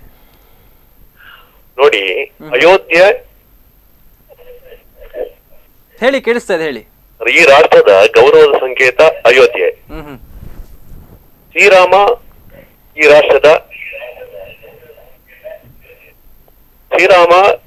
ರಾಷ್ಟ್ರದ ಆದರ್ಶ ಪುರುಷ. ಪ್ರಕಾಶ್ ಅವರೇ, ದಯವಿಟ್ಟು ಟಿವಿ ವಾಲ್ಯೂಮ್ ಅನ್ನ ಮ್ಯೂಟ್ ಮಾಡ್ಕೊಂಡು ಮಾತಾಡಿ. ಪ್ರಕಾಶ್ ಅವರೇ, ರಾಷ್ಟ್ರಪುರುಷ, ರಾಷ್ಟ್ರಪುರುಷ ಹೌದಲ್ವಾ? ಇವಾಗ ಆ ಸಮಸ್ಯೆಯನ್ನು, ಅಯೋಧ್ಯೆಯ ಸಮಸ್ಯೆಯನ್ನು ಜೀವಂತವಾಗಿ ಇಷ್ಟು ದಿವಸ ಆಡಳಿತದ ಕಾಂಗ್ರೆಸ್ ಯಾಕೆ ಇಟ್ಟಿತ್ತು? ಅದಕ್ಕೆ ಸ್ಪಷ್ಟವಾದ ಉತ್ತರ ಕೊಡ್ಲಿ. ಆಯ್ತಪ್ಪ, ಕಾಂಗ್ರೆಸ್ ಜೀವಂತ ಇಟ್ಟಿತ್ತು. ಬಂದು 4.5 ವರ್ಷದ ಮೇಲೆ ಯಾಕೆ ಅದನ್ನ ಇತ್ಯರ್ಥ ಮಾಡ್ಲಿಕ್ಕೆ ಆಗ್ಲಿಲ್ಲ? ಕಾಂಗ್ರೆಸ್ ಇಟ್ಟು ಆಯ್ತು, ನೀವು ಇಟ್ಟಿತ್ತು ಅಂತ ನೀವು ಹೇಳ್ತೀರಿ. ಕೋರ್ಟ್ ಅಲ್ಲಿ ಇದ್ದದ್ರ ಬಗ್ಗೆ ನೀವು ಹೇಳ್ತೀರಿ, ನಾವು ಕೋರ್ಟಿನ ವಿರುದ್ಧ ಹೋರಾಟ. ಇಷ್ಟೊತ್ತರಿಗೆ ಅದು ಕೋರ್ಟ್ ಅಲ್ಲಿ ಇರ್ಲಿಲ್ವಾ? ಇದ್ದದ್ದು ಹೌದು ಅಂತಕ್ಕಂಥ ಗೊತ್ತು. ಈಗ ಹೇಳ್ತೀರಿ, ಆಪಾದನೆ ಮಾಡ್ತೀರಿ, ಕಾಂಗ್ರೆಸ್ ಯಾಕೆ ಇತ್ಯರ್ಥ ಮಾಡಲಿಲ್ಲ? ಬಂದು 4.5 ವರ್ಷ ಯಾಕೆ ಬಿಜೆಪಿ ಇತ್ಯರ್ಥ ಮಾಡ್ಲಿಲ್ಲ? ನನ್ನ ಪ್ರಶ್ನೆ ಇಷ್ಟೇ. ನಾವು ತಪ್ಪು ಅಂತೀರಾ? ಹಾಗಾದ್ರೆ ಇದನ್ನು ತಪ್ಪು ಅಂತ ಹೇಳಿ. ನಮ್ದು ಸರಿ ಅಂತೀರಾ?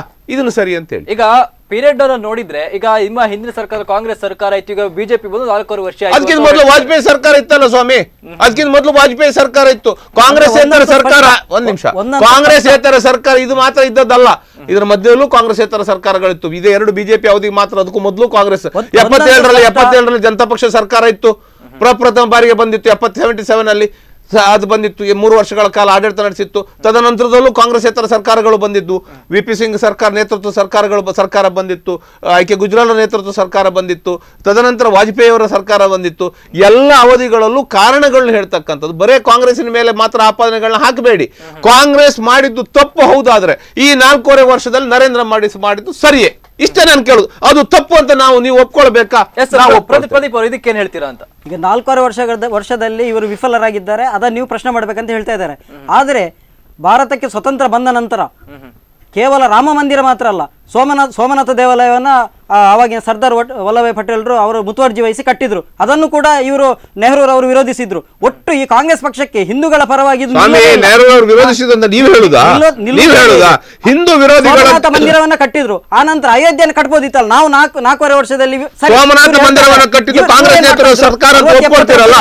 ಸೋಮನಾಥ ಮಂದಿರವನ್ನ ಸೋಮನಾಥ ಮಂದಿರವನ್ನ ಕಾಂಗ್ರೆಸ್ ಇಲ್ಲ ಅಲ್ಲ, ಸೋಮನಾಥ ಮಂದಿರವನ್ನ ಕಾಂಗ್ರೆಸ್ ನೇತೃತ್ವದ ಸರ್ಕಾರವೇ ಕಟ್ಟಿದ್ದು, ಒಪ್ಕೊಳ್ತೀರಿ. ಸರಿ, ಧನ್ಯವಾದ. ನಾನು ಕೇಳ್ತಾ ಇರೋದು, ನಮ್ಮ ಇಷ್ಟು ದಿವಸದ ವಿಫಲತೆ ಅಂತ ನೀವೇನ್ ಹೇಳ್ತೀರಿ? ಆಯ್ತಪ್ಪ, ವಿಫಲತೆ ಒಪ್ಕೊಳ್ಳೋದು ಹೌದಾದ್ರೆ ಈ 4.5 ವರ್ಷದ ವಿಫಲತೆ ಅಂತ ಒಪ್ಕೊಂಡು ಮುಂದೆ ಹೋಗಿ, ನನ್ನ ಆಕ್ಷೇಪ ಇಲ್ಲ.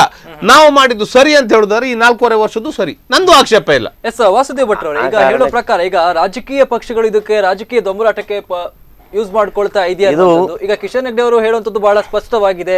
ನಮ್ಮ ಸರ್ಕಾರ ಇರುವಂತಹ ಅವಧಿಯಲ್ಲಿ ನೀವು ಹೇಗೆ ರಾಮ ಮಂದಿರ ಕಟ್ಲಿಕ್ಕೆ ಆಗಿಲ್ಲ, ವಿಫಲರಾಗಿದ್ದೀರಿ ಅಂತ ಹೇಳ್ತಿದ್ದೀರೋ, ಈಗ ನರೇಂದ್ರ ಮೋದಿ ಅವರ ಸರ್ಕಾರ ಒಂದು 4.5 ವರ್ಷ ಆಯ್ತು, ಅವರ ಸರ್ಕಾರ ತಪ್ಪು ಮಾಡಿದೆ ಅಂತ ಹೇಳಿ ಯಾಕೆ ಇಲ್ಲಿವರೆಗೂ ಆಗಿಲ್ಲ ಅದನ್ನ ಹೇಳಿ. ಚಾಟಿ ಏಟನ್ನ ಕೊಡುವ ಪ್ರಕ್ರಿಯೆ ಈಗ ನಡೀತಾ ಇರೋದು ನೀವು ಗಮನಿಸಿ. ಮೋಹನ್ ಭಾಗವತ್ ಅವರು ಹೇಳಿರುವಂತಹದ್ದು ಎಲ್ಲವೂ ಕೂಡ ಅದೇ ನಡೆಯ ಭಾಗವೇ. ಪೂರಕ ವಾತಾವರಣವಿದೆ, ನೀವು ಮಾಡ್ಲಿಲ್ಲ, ನಿಮ್ಮ ಮೇಲೆ ನಿರೀಕ್ಷೆ ಇತ್ತು, ನೀವು ಮಾಡ್ಲಿಲ್ಲ, ತಾಳ್ಮೆ ಕಳ್ಕೊಳ್ತಾ ಇದ್ದೇವೆ, ಅಪಾಯ ಎದುರಿಸಿಕೊಳ್ಳಬೇಡಿ, ಎಲ್ಲ ಹೇಳಿಕೆಗಳು ಕೂಡ ಅದರ ಭಾಗವೇ. ಈ ಎಚ್ಚರಿಕೆಯ ಕರೆಗಂಟೆಯನ್ನ ಭಾರತೀಯ ಜನತಾ ಪಕ್ಷದ ನೇತೃತ್ವದ ಕೇಂದ್ರ ಸರ್ಕಾರಕ್ಕೆ ಕೊಡುವ ಭಾಗವಾಗಿಯೇ ಇಡೀ ದೇಶದಲ್ಲಿ ಇವತ್ತು ನಡೀತಾ ಇರುವಂತಹ ಜನಾಗ್ರಹಗಳು. ಅದರಿಂದ ಇವತ್ತು ಹಿಂದೂ ಸಂಘಟನೆಗಳು ಒಂದು ತಾತ್ವಿಕವಾದಂತಹ ನಿರ್ಣಯಕ್ಕೆ ಬಂದಿರುವಂತಹದ್ದು. ರಾಷ್ಟ್ರೀಯ ಸ್ವಯಂ ಸೇವಕ ಸಂಘದ ನೇತೃತ್ವದಲ್ಲಿ ಈ ಹೋರಾಟವನ್ನು ಇನ್ನೂ ಮುಂದುವರಿಸಿಕೊಂಡು ಹೋಗುವ ಪ್ರಶ್ನೆ ಇಲ್ಲ. ಇಲ್ಲಿ ರಾಮ ಮಂದಿರ ಇನ್ನು ಕಟ್ಟಿಯೇ ಬಿಡುವುದು ಅಂತ ಹೇಳುವ ನಿರ್ಣಯಕ್ಕೆ ಬಂದಿದ್ದೇವೆ. ಆ ನಿರ್ಣಯಕ್ಕೆ ನೀವು ನಮಗೆ ಬೆಂಬಲ ಕೊಡಿ. ಸುಗ್ರೀವಾಜ್ಞೆ ಕಾನೂನಾತ್ಮಕ ಪ್ರಕ್ರಿಯೆಯಲ್ಲಿ ಏನು ಸಾಧ್ಯತೆಗಳಿದೆಯೋ ಅದು ನೀವು ಮಾಡಿ ನಮಗೆ ಸಾಥ್ ಕೊಡಿ ಅಂತ ಹೇಳುವ ಎಚ್ಚರಿಕೆಯನ್ನೇ ಧ್ವನಿ ನೋಡಬೇಕು.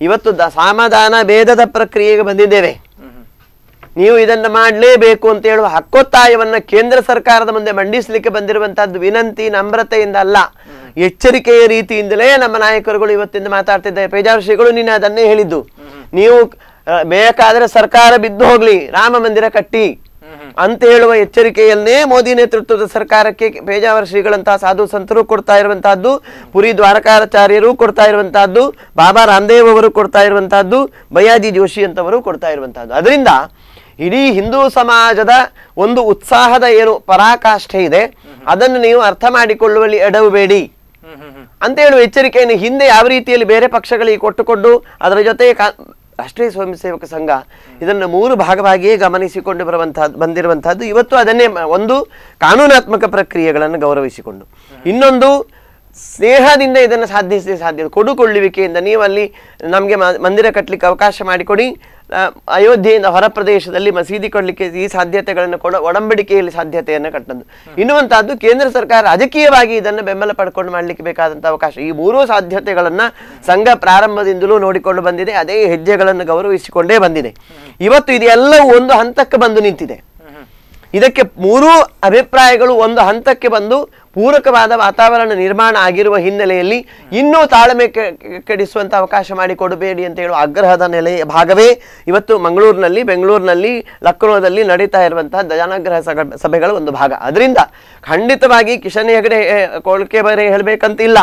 ಇವತ್ತು ಇಡೀ ದೇಶದ ಹಿಂದೂ ಸಮಾಜದ ಭಾಗವಾಗಿ ಒಂದು ಧ್ವನಿಯಾಗಿ ರಾಷ್ಟ್ರೀಯ ಸ್ವಯಂ ಸೇವಕ ಸಂಘ, ಹಿಂದೂ ಸಂಘಟನೆಗಳೇನು ಹೋರಾಟ ಮಾಡ್ತಾ ಇದ್ದೇವೆ, ನಾವು ಆಗ್ರಹಿಸ್ತಾ ಇದ್ದೇವೆ. ಆಗ್ರಹ ಬೇರೆ, ಮನವಿ ಬೇರೆ. ಇವತ್ತು ಆಗ್ರಹದ ಹಂತಕ್ಕೆ ಬಂದು ನಿಂತಿದ್ದೇವೆ ಅಂತ ಹೇಳಿದ್ರೆ ನಾವು ಸರ್ಕಾರಕ್ಕೆ ಬಿಸಿ ಬಿಟ್ಟಿಸುವ ಪ್ರಯತ್ನವಾಗಿಯೇ ನೋಡಿ, ಜನ ಇಲ್ಲಿ ಈ ರೀತಿಯಲ್ಲಿ ಉಗೆ ಆಗಿದ್ದಾರೆ, ಎಚ್ಚೆತ್ತಿದ್ದಾರೆ, ಜನ ಆಗ್ರಹಿಸ್ತಾ ಇದ್ದಾರೆ, ಜನ ಎಚ್ಚೆದ್ದಿದ್ದಾರೆ, ನೀವಿನ್ನು ಕಾಯ್ಲಿಕ್ಕೆ ಅವಕಾಶ ಮಾಡಿಕೊಡ್ಬೇಡಿ, ವಿಳಂಬ ಮಾಡಬೇಡಿ ಅಂತ ಹೇಳುವ ಭಾಗವೇ ಹೋರಾಟ ನಡೀತಾ ಇರುವಂತಹದ್ದು. ಅದನ್ನು ಗಮನಿಸಬೇಕು ಎಲ್ಲ ಪಕ್ಷಗಳು ಕೂಡ. ಇವತ್ತು ಕಾಂಗ್ರೆಸ್ ಕೂಡ ಅದನ್ನೇ ಗಮನಿಸ್ತಾ ಇದೆ ಅಂತ ನಾನು ಭಾವಿಸ್ತಾ ಇದ್ದೇನೆ. ಭಾರತೀಯ ಜನತಾ ಪಕ್ಷಕ್ಕೂ ಕೂಡ ಇದು ಇವತ್ತು ಒಂದು ನಿರ್ಣಾಯಕ ಪರಿಸ್ಥಿತಿಗೆ ಬರಲಿಕ್ಕೆ ಒಂದು ನಿರ್ಣಯವನ್ನು ತೆಗೆದುಕೊಳ್ಳುವ ಅನಿವಾರ್ಯ ಪರಿಸ್ಥಿತಿಯೇ ಬಂದು ನಿಲ್ತದೆ. ಎಸ್ ನಿಮ್ ಜೊತೆ ಇನ್ನಷ್ಟು ಮಾತಾಡ್ತೇನೆ. ಎಸ್ ವೀಕ್ಷಕರೇ, ಅಯೋಧ್ಯೆಯಲ್ಲಿ ರಾಮ ಮಂದಿರ ವಿಚಾರವಾಗಿ ಸಾಕಷ್ಟು ಗೊಂದಲಗಳಾಗ್ತಾ ಇದೆ. ಇದ್ರ ಬಗ್ಗೆ ಇನ್ನಷ್ಟು ಚರ್ಚೆನೆ ಮಾಡ್ತೇನೆ. ಅದಕ್ಕೂ ಮುನ್ನ ಒಂದು ಸ್ಮಾಲ್ ಬ್ರೇಕ್.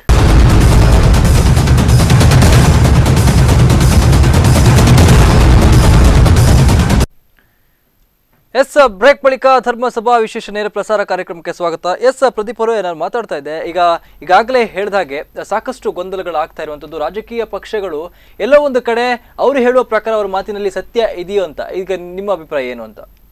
ಮೊದಲನೇದಾಗಿ ಶ್ರೀರಾಮನ ವಿಚಾರವನ್ನು ನಾವಿದನ್ನ ರಾಜಕೀಯದ ಕನ್ನಡಕವನ್ನ ಬದಿಗಿಟ್ಟು ಈ ದೇಶದ ಸ್ವಾಭಿಮಾನದ ಕನ್ನಡಕದಿಂದ, ಈ ದೇಶದ ಸಂಸ್ಕೃತಿಯ ಕನ್ನಡಕದಿಂದ ನೋಡ್ಬೇಕಿದನ್ನ. ಇದನ್ನು ನಾವು ರಾಜಕೀಯವಾಗಿ ನೋಡ್ತಾ ಹೋದ್ರೆ ಇದೊಂದು ದೊಡ್ಡ ಪ್ರಕರಣವಾಗಿ ಇನ್ನೂ 100 ವರ್ಷ ಹೋಗ್ಬೋದು. ಅಥವಾ ನಾವು ಈಗ ಅವ್ರು ಹೇಳಿದ್ರು, ನಾನು ಹೇಳಿದೊಂದು 26-30 ವರ್ಷದ ಕಾನೂನು ಹೋರಾಟ, ಇವ್ರು ಹೇಳಿದ್ರು 80 ವರ್ಷದಿಂದ ಹೋರಾಟ ಮಾಡ್ತಿದ್ದಾರೆ. ಹಾಗೆ ಎಷ್ಟು ವರ್ಷ ಅಂತ ನಾವು ಕಾಯ್ಬೇಕು? ಶ್ರೀರಾಮನ ಮಂದಿರ ನಿರ್ಮಾಣ ಬೇಕಾದ್ರೆ ಇದು ತಾರೀಕಿನಿಂದ ತಾರೀಕು ಮುಂದಕ್ಕೆ ಹೋಗ್ತಾನೆ ಇದೆ ಇದು. ಇದರಿಂದ ನಾವು ಇನ್ನೊಂದು 50 ವರ್ಷ 100 ವರ್ಷ ಕಾಯ್ಬೇಕಾಗುತ್ತೆ. ಯಾಕಂದ್ರೆ ಇದು ಕೋರ್ಟ್ ಇದನ್ನು ತಗೊಂಡಿರೋದು ಲ್ಯಾಂಡ್ ಡಿಸ್ಪ್ಯೂಟ್ ಅಂತ, ಇದೊಂದು ಜಾಗದ ತಕರಾರು, ಒಂದು 3 ಜನ ಮಾಲಕರಿಗೆ ಸೇರಿದ ಜಾಗದ ತಕರಾರು. ಆದರೆ ನಾವು ಇಡೀ ಭಾರತದ ಹಿಂದೂಗಳ ಒಕ್ಕರಳ ಆಗ್ರಹ ಇದು ಏನಂದ್ರೆ ಇದು ಜಾಗದ ತಕರಾರು ಅಲ್ಲ, ಇದು ನಮ್ಮ ಭಾವನೆಗಳ ತಕರಾರು. ಇದು ಶ್ರೀರಾಮ ಹುಟ್ಟಿದ ಜಾಗ, ಅಲ್ಲಿ ನಮ್ಮ ಮಂದಿರವನ್ನ ಕೆಡವಿ ಕಳಂಕಿತ ಕಟ್ಟಡವನ್ನ ಕಟ್ಟಲಾಗಿದೆ, ಬಾಬರಿ ಕಟ್ಟಡವನ್ನ. ಅಲ್ಲಿ ಮತ್ತೊಮ್ಮೆ ನಾವು ನಮ್ಮ ರಾಮ ಮಂದಿರವನ್ನು ಕಟ್ಟಬೇಕಾಗಿದೆ. ಇದು ನಮ್ಮ ಭಾವನೆಗಳ ವಿಚಾರ, ಇದರಲ್ಲಿ ನಾವು ರಾಜಕೀಯ ಮಾಡ್ಲಿಕ್ಕೆ ಬಿಡೋದಿಲ್ಲ. ಯಾಕಂದ್ರೆ ಇದರಲ್ಲಿ ನಾವು ರಾಜಕೀಯದ ಕನ್ನಡಕವನ್ನು ಪಕ್ಕಕ್ಕಿಟ್ಟು ನೋಡ್ಬೇಕಾಗಿದೆ. ಎಲ್ಲದರಲ್ಲೂ ರಾಜಕೀಯ ನೋಡೋದು ತಪ್ಪು ನಾವು. ಅದಕ್ಕೋಸ್ಕರ ಈಗ ಕಳೆದ ಅಕ್ಟೋಬರ್ನಲ್ಲಿ ಇದು ನನಗೆ ಪ್ರಿಯಾರಿಟಿ ಅಲ್ಲ, ಇದು ಮಹತ್ವದ ವಿಚಾರಣೆ ಅಲ್ಲ ಅಂತ ಸುಪ್ರೀಂ ಕೋರ್ಟ್ ಹೇಳಿದ ನಂತರ ನಾವು ಮತ್ತೆ ಯಾರ ಮೇಲೆ ಆಶಾಭಾವನೆ ಇಟ್ಕೊಳ್ಬೇಕು? ಈಗ ಕಿಶನ್ ಹೆಗ್ಡೆ ಅವರು ಹೇಳುವಂಥದ್ದು ಬಹಳ ಕ್ಲಿಯರ್ ಆಗಿದೆ. ಈಗ ಅವರು ಹಿಂದೆ ಆಡಳಿತ ನಡೆಸ್ತಾ ಇದ್ರು, ಅವರ ಸರ್ಕಾರ ಇತ್ತು, ಅವಾಗ ಈಗಾಗಲೇ ಹೇಳಿದ ಹಾಗೆ ಹಿಂದೆ ಮಾಡ್ಬೋದಿತ್ತು ಅಂತ ಹೇಳಿದ್ರೆ, ಈಗ 4.5 ವರ್ಷದಿಂದ ಹಿಂದೆ ಮಾಡಿದಂತ ತಪ್ಪು ಅಂತ ಹೇಳಿದೆ. 4.5 ವರ್ಷದಿಂದ ರಾಮ ಮಂದಿರ ನಿರ್ಮಾಣವಾಗ್ಲಿಲ್ಲ, ಅದನ್ನ ತಪ್ಪು ಅಂತ ಹೇಳಿ ನಾವು ಕೂಡ ನಿಮ್ ಜೊತೆಗೆ ಬರ್ತೇವೆ, ನಾವು ಮಾಡಿದ್ ಮಾತ್ರ ತಪ್ಪು, ಇವ್ರು ಮಾಡಿದ್ದು ಸರಿ ಅಂತ ಹೇಳಿದ್ರೆ ಹೇಗೆ ಒಪ್ಕೊಳ್ಳಕ್ಕಾಗತ್ತೆ ಅಂತ, ಇದಕ್ಕೇನ್ ಹೇಳ್ತೀರಾ ಹಾಗಾದ್ರೆ?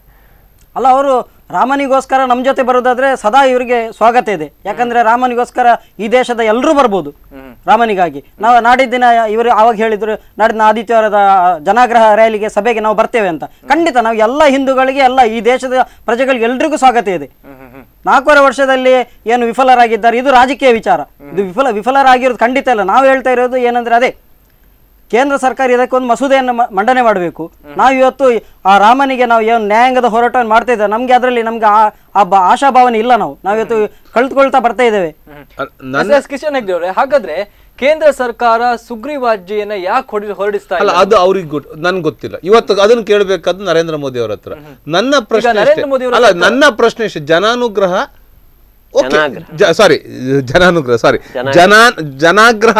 ಜನಾಗ್ರಹ ಯಾವುದಕ್ಕೆ? ಒಂದು ಸ್ಪೆಸಿಫಿಕ್ ಇಶ್ಯೂ, ಈ ಮಂದಿರ ಆಗಬೇಕು ಅಂತಕ್ಕಂಥ ಸ್ಪೆಸಿಫಿಕ್ ಇಶ್ಯೂ. ಯಾರ ವಿರುದ್ಧ ಅನ್ನೋದು ಸ್ಪಷ್ಟತೆ ಇಲ್ಲದೆ ಜನಾಗ್ರಹ ಹೇಗಾಗ್ತದೆ? ನಿಮ್ಮ ಆಕ್ರೋಶಗಳು ನಿಮ್ಮ ವಿರುದ್ಧ, ಯಾವುದೋ ಒಂದು ವ್ಯವಸ್ಥೆಯ ವಿರುದ್ಧ ಆಗಬೇಕೆ? ನಿಮ್ದು ಸುಪ್ರೀಂ ಕೋರ್ಟ್ ವಿರುದ್ಧವೇ? ಅಲ್ಲ, ಅದು ಡೇಟ್ ಹಾಕಿ ಅಂತ ಹೇಳ್ತಕ್ಕಂಥಲ್ಲ. ಅದು ಕಾನೂನಾತ್ಮಕ ವ್ಯವಸ್ಥೆ ಇದೆ. ನೀವು ರಿವಿಷನ್ ಪಿಟಿಷನ್ ಹಾಕೊಂಡು ಸ್ಪೀಡಿ ಎನ್ಕ್ವೈರಿ ಕೇಳ್ತಕ್ಕಂಥ ಅವಕಾಶಗಳಿದೆ. ಅದನ್ನು ಮಾಡ್ತಾ ಇಲ್ಲ. ಸ್ಪೀಡಿ ಎನ್ಕ್ವೈರಿಗಳಿಗೆ ಕೇಳ್ಬೋದು, ಅದನ್ನು ಮಾಡ್ತಾ ಇಲ್ಲ. ಅಟಾರ್ನಿ ಜನರಲ್ ಯಾರು? ಇವತ್ತಾದ ಸ್ಪೀಡಿ ಎನ್ಕ್ವೈರಿ ಕೇಳುವಂಥ ಸಂದರ್ಭಗಳು ಅವಕಾಶಗಳಿದೆ, ನಮ್ಗೆಲ್ಲರಿಗೂ ಗೊತ್ತಿದೆ. ಅದಕ್ಕೆ ಸರ್ಕಾರ ಆಕ್ಷೇಪ ಹಾಕಬಹುದು, ಒಪ್ಪಿಗೆ ಸೂಚಿಸಬಹುದು. ಇವತ್ತು ಅಟಾರ್ನಿ ಜನರಲ್ ಮುಖಾಂತರ, ಅಟಾರ್ನಿ ಜನರಲ್ ಯಾರು? ಇವತ್ತು ಭಾರತೀಯ ಜನತಾ ಪಕ್ಷ ನೇತೃತ್ವದ ಸರ್ಕಾರ. ಅವರೇ ನಾವು ಆಗಬೇಕು ಅಂತ ಹೇಳಿ ಅಧಿಕಾರಕ್ಕೆ ಬಂದಂತ ಮೋದಿ ಸರ್ಕಾರ ಇವತ್ತು ಅಟಾರ್ನಿ ಜನರಲ್ ನಿಲ್ಲಿಸಿ ಇದನ್ನು ತರಿಸಬಹುದು ಅಂತ ಹೇಳ್ಬೋದಲ್ಲ? ಒಂದ್ ನಿಮಿಷ ಎಲ್ಲಿ ರಿವಿಷನ್ ಪಿಟಿಷನ್, ಸ್ಪೀಡಿ ಎನ್ಕ್ವೈರಿಗೆ ರಿವಿಷನ್ ಪಿಟಿಷನ್ ಫೈಲ್ ಆಗಿದೆ? ಫೈಲ್ ಮಾಡಲಿಲ್ಲ. ಯಾವ ಸಂಘಟನೆಗಳು ಫೈಲ್ ಮಾಡಿಲ್ಲ.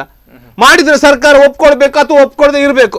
ಹಿಂದೆ ಹಲವು ಘಟನೆಗಳು ನಡೆದಿದೆ, ತಮ್ಗೆ ಗೊತ್ತಿರ್ಬೋದು. ಕಾವೇರಿ ಇಶ್ಯೂ ಅಲ್ಲಿ ಒಂದು ಘಟನೆ ನಡೆದಿದೆ, ತಮ್ಗೆ ಗೊತ್ತಿರ್ಬೋದು. ನನಗೆ ಹೇಳಲಿಕ್ಕೆ ನಾನೀಗ ಡೇಟ್ ವೈಸ್ ಕಿಶನ್ ಹೆಗ್ಡೆ ಅವರೇ, ಯಾಕೆ ಕೇಂದ್ರ ಸರ್ಕಾರ ಹಿಂಜರಿತಿದೆ ಈ ವಿಚಾರದಲ್ಲಿ ಅನ್ನುವಂಥದ್ದು? ಈಗ ಅದೇ ಉದ್ದೇಶಕ್ಕೋಸ್ಕರ ಅದೇ ಒಂದು ನೋಡಿ, ಒಂದು ಸುಗ್ರೀವಾಜ್ಞೆ ತರುವುದು ಅಂತ ಹೇಳಿದ ಅಲ್ಲ. ನಾನು ಇದನ್ನ ಹೊರತುಪಡಿಸಿ ಒಂದು ಹೇಳ್ತೇನೆ, ಬಹುಶಃ ಇವರ ಮಾತಿಗೆ ಸಹಮತ ಅಥವಾ ಇದಕ್ಕಂತೇಳಿ ವಿರೋಧಕ್ಕೂ ಅಂತಲ್ಲ, ಹೊರತುಪಡಿಸಿ ಹೇಳ್ತೇನೆ. ಬಹುಶಃ ಒಂದು ಸುಗ್ರೀವಾಜ್ಞೆಯನ್ನು ಇಷ್ಟು ದೊಡ್ಡ ಇಶ್ಯೂ ಅಲ್ಲಿ ಸುಗ್ರೀವಾಜ್ಞೆ ತರುವಾಗ ಸಹಸ್ರ ಆಲೋಚನೆಗಳು ಬೇಕಾಗ್ಬೋದು. ಅಲ್ಲ ಅಂತ ಅದು ಸರ್ಕಾರ ನಡೆಸುವವರಿಗೆ ಅದಕ್ಕೆ ಜವಾಬ್ದಾರರು, ಅವ್ರಿಗೆ ಗೊತ್ತಿರ್ತದೆ. ನಾವು ಕೂತ್ಕೊಂಡು ಹೇಳುವುದಕ್ಕೂ, ನಾವು ಆಗ್ರಹ ಮಾಡುವುದಕ್ಕೂ, ನಾವು ವಿರೋಧ ಮಾಡುವುದಕ್ಕೂ, ಆಗ್ರಹ ಮತ್ತು ವಿರೋಧ ಎರಡಕ್ಕೂ ಎರಡಕ್ಕೂ ಮಧ್ಯದಲ್ಲಿ ಆ ಜಡ್ಜ್ಮೆಂಟ್ ಕೊಡ್ತಕ್ಕಂಥ ಅಥವಾ ಅದನ್ನ ಬ್ಯಾಲೆನ್ಸ್ ಮಾಡ್ಕೊಂಡು ಹೋಗ್ತಕ್ಕಂಥ ಸರ್ಕಾರಿ ವ್ಯವಸ್ಥೆ ಇದೆ ಅಲ್ಲ, ಅದು ನಾವು ಹೇಳಿದ ಅದರದ್ದೇ ಆದ ಕಾರಣಗಳನ್ನ ಅವ್ರು ಕೊಡ್ಬೋದು. ಅದು ಸರಿ ತಪ್ಪನ್ನ ಒಪ್ಕೊಳ್ಳೋದು ಮತ್ತು ತಿರಸ್ಕಾರ ಮಾಡ್ತಕ್ಕಂಥದ್ದು ಈ ದೇಶದ ಎಲ್ಲ ಸಮಸ್ತ, ಅದು ಹಿಂದೂಗಳಿಗೆ ಮಾತ್ರ ಅಲ್ಲ ಸರ್ವರಿಗೂ ಆ ಅಧಿಕಾರ ಇದೆ. ಹಿಂದೂಗಳಿಗೆ ಸ್ವಲ್ಪ ಹೆಚ್ಚೇ ಇದೆ ಅಂತ ಹೇಳ್ಬೋದು. ಅದು ತಿರಸ್ಕಾರ ಮಾಡ್ತಕ್ಕಂಥದ್ದು, ಕೊಟ್ಟ ಆದೇಶಗಳನ್ನು ತಿರಸ್ಕಾರ ಮಾಡಿ ಇದು ಮಾಡ್ತಕ್ಕಂಥ, ಇದು ನಾನು ರಾಜಕೀಯ ರಹಿತವಾಗಿ ನಾನೊಂದು ಮುಕ್ತ ವಾತಾವರಣದಲ್ಲಿ ಮಾತಾಡ್ತಕ್ಕಂಥ ಈ ಮಾತು. ಆದರೆ ನಾನು ಕೇಳುವುದು ಇಷ್ಟೇ, ಜನರನ್ನ ಎಷ್ಟು ದಿವಸ ನೀವು ದಾರಿ ತಪ್ಪಿಸ್ತೀರಿ? ನಾನು ಸಂಘಟನೆಗಳ ಬಗ್ಗೆ ಮಾತಾಡ್ತಾ ಇಲ್ಲ. ನಾನು ಈ ಎರಡೂ ಸಂಘಟನೆಗಳು, ವಿಶ್ವ ಹಿಂದೂ ಪರಿಷತ್ತು, ರಾಷ್ಟ್ರೀಯ RSS ಇಲ್ಲ, ನಾನು ಮಾತಾಡೋದಿಲ್ಲ. ಅವರ ಎಜೆಂಡಾ ಹಿಡನ್ ಎಜೆಂಡಾ ಅಲ್ಲ. ಅವರು ಬಹಿರಂಗವಾಗಿ ಹೇಳ್ತಾರೆ ನನಗೆ ರಾಮ ಮಂದಿರ ಕಟ್ಟಬೇಕು ಅಂತೇಳಿ. ಸರಿ, ಅವ್ರು ಸರಿ ಇದ್ದಾರೆ. ರಾಮ ಮಂದಿರ ನಾವು ರಾಮ ಮಂದಿರ ಕಟ್ತೇವೆ ಅಂತೇಳಿ ಹಿಡನ್ ಎಜೆಂಡಾ ಇಟ್ಕೊಂತ ಭಾರತೀಯ ಜನತಾ ಪಕ್ಷದ ನಿಲುವು ಏನು ಅಂತ ನಿರ್ಣಯ ಆಗಲಿ. ನನಗೆ ನಿಲುವು ಅವ್ರದ್ದು ನಿರ್ಣಯಗಳ ನಿಲುವಾಗಲಿ, ಅವರ ಎಜೆಂಡಾ ಏನು. ಇವರು ಎರಡು ಸ್ಪಷ್ಟ ಇದ್ದಾರೆ. RSS ನವರು ಇರ್ಬೋದು, ವಿಶ್ವ ಹಿಂದೂ ಪರಿಷತ್ ಇರ್ಬೋದು, ಅಥವಾ ಸಾಧು ನ್ಯಾಸ ಮಂಡಳಿ, ಸಾಧು ಸಂತರ ಮಂಡಳಿಗಳಿದೆ. ಸ್ಪಷ್ಟ ಹಿಂದೂ ಧರ್ಮಕ್ಕೆ, ಅವರು ಹಿಂದೂ ಧರ್ಮದ ಹೆಸರಿನಲ್ಲೇ ನಾವು ನಮ್ಮ ವ್ಯವಸ್ಥೆಗಳಿರ್ತಕ್ಕಂಥದ್ದು, ಧರ್ಮವನ್ನು ಕಾಪಾಡ್ಲಿಕ್ಕಾಗಿ ಸಾಧು ಸಂತರು ಇರ್ತಕ್ಕಂಥದ್ದು, ಅವರ ನಿರ್ಣಯಗಳು ಸರಿ, ನಂದು ಅದಕ್ಕೆ ಆಕ್ಷೇಪ ಅಲ್ಲ. ಅದು ಬಿಟ್ಕೊಂಡು ನೀವು ಮಸೀದಿ ಒಡಿರಿ, ಮಂದಿರ ಒಡಿರಿ ಅಂತ ಅವ್ರು ಹೇಳಲಿಕ್ಕಾಗತ್ತಾ? ಆದ್ರೆ ಸರ್ಕಾರದ ನಿಲುವೇನು, ಇವತ್ತಿನ ಸರ್ಕಾರದ ನಿಲುವೇನು, ಆ ನಿಲುವನ್ನು ಸ್ಪಷ್ಟಪಡಿಸ್ಲಿ ಅಲ್ಲ. ಎಸ್ ಹಾಗಾದ್ರೆ ಪ್ರದೀಪ್ ಅವರ ಇದ್ರ ಬಗ್ಗೆ ಏನ್ ಹೇಳ್ತೀರಾ? ಹಾಗಾದ್ರೆ ಈಗ ಬಿಜೆಪಿ ಸರ್ಕಾರ ಇದೆ, ಚುನಾವಣೆಗಿಂತ ಮುಂಚೆ ಕೂಡ ಆಶ್ವಾಸನೆಯನ್ನ ನೀಡಿತ್ತು, ನಾವು ರಾಮ ಮಂದಿರವನ್ನ ಕಟ್ತೇವೆ ಅನ್ನುವಂತ ಮಾತನ್ನು ಹೇಳಿದ್ರು. ಅಧಿಕಾರದಲ್ಲಿ ಇದ್ರು ಇಷ್ಟು ದೊಡ್ಡ ಇಶ್ಯೂ ಆಗ್ತಾ ಇದೆ, ಸುಗ್ರೀವಾಜ್ಞೆಯನ್ನು ಹೊರಡಿಸಬಹುದಲ್ವಾ, ಯಾಕೆ ಹೊರಡಿಸ್ತಾ ಇಲ್ಲ ಅಂತ ಅದನ್ನೇ ನಾವೀಗ ಕೇಳ್ತಾ ಇರೋದು. ಯಾಕಂದ್ರೆ ಈ ದೇಶದ ಸಂವಿಧಾನ ನಮಗೊಂದು ಹಕ್ಕು ಕೊಟ್ಟಿದೆ.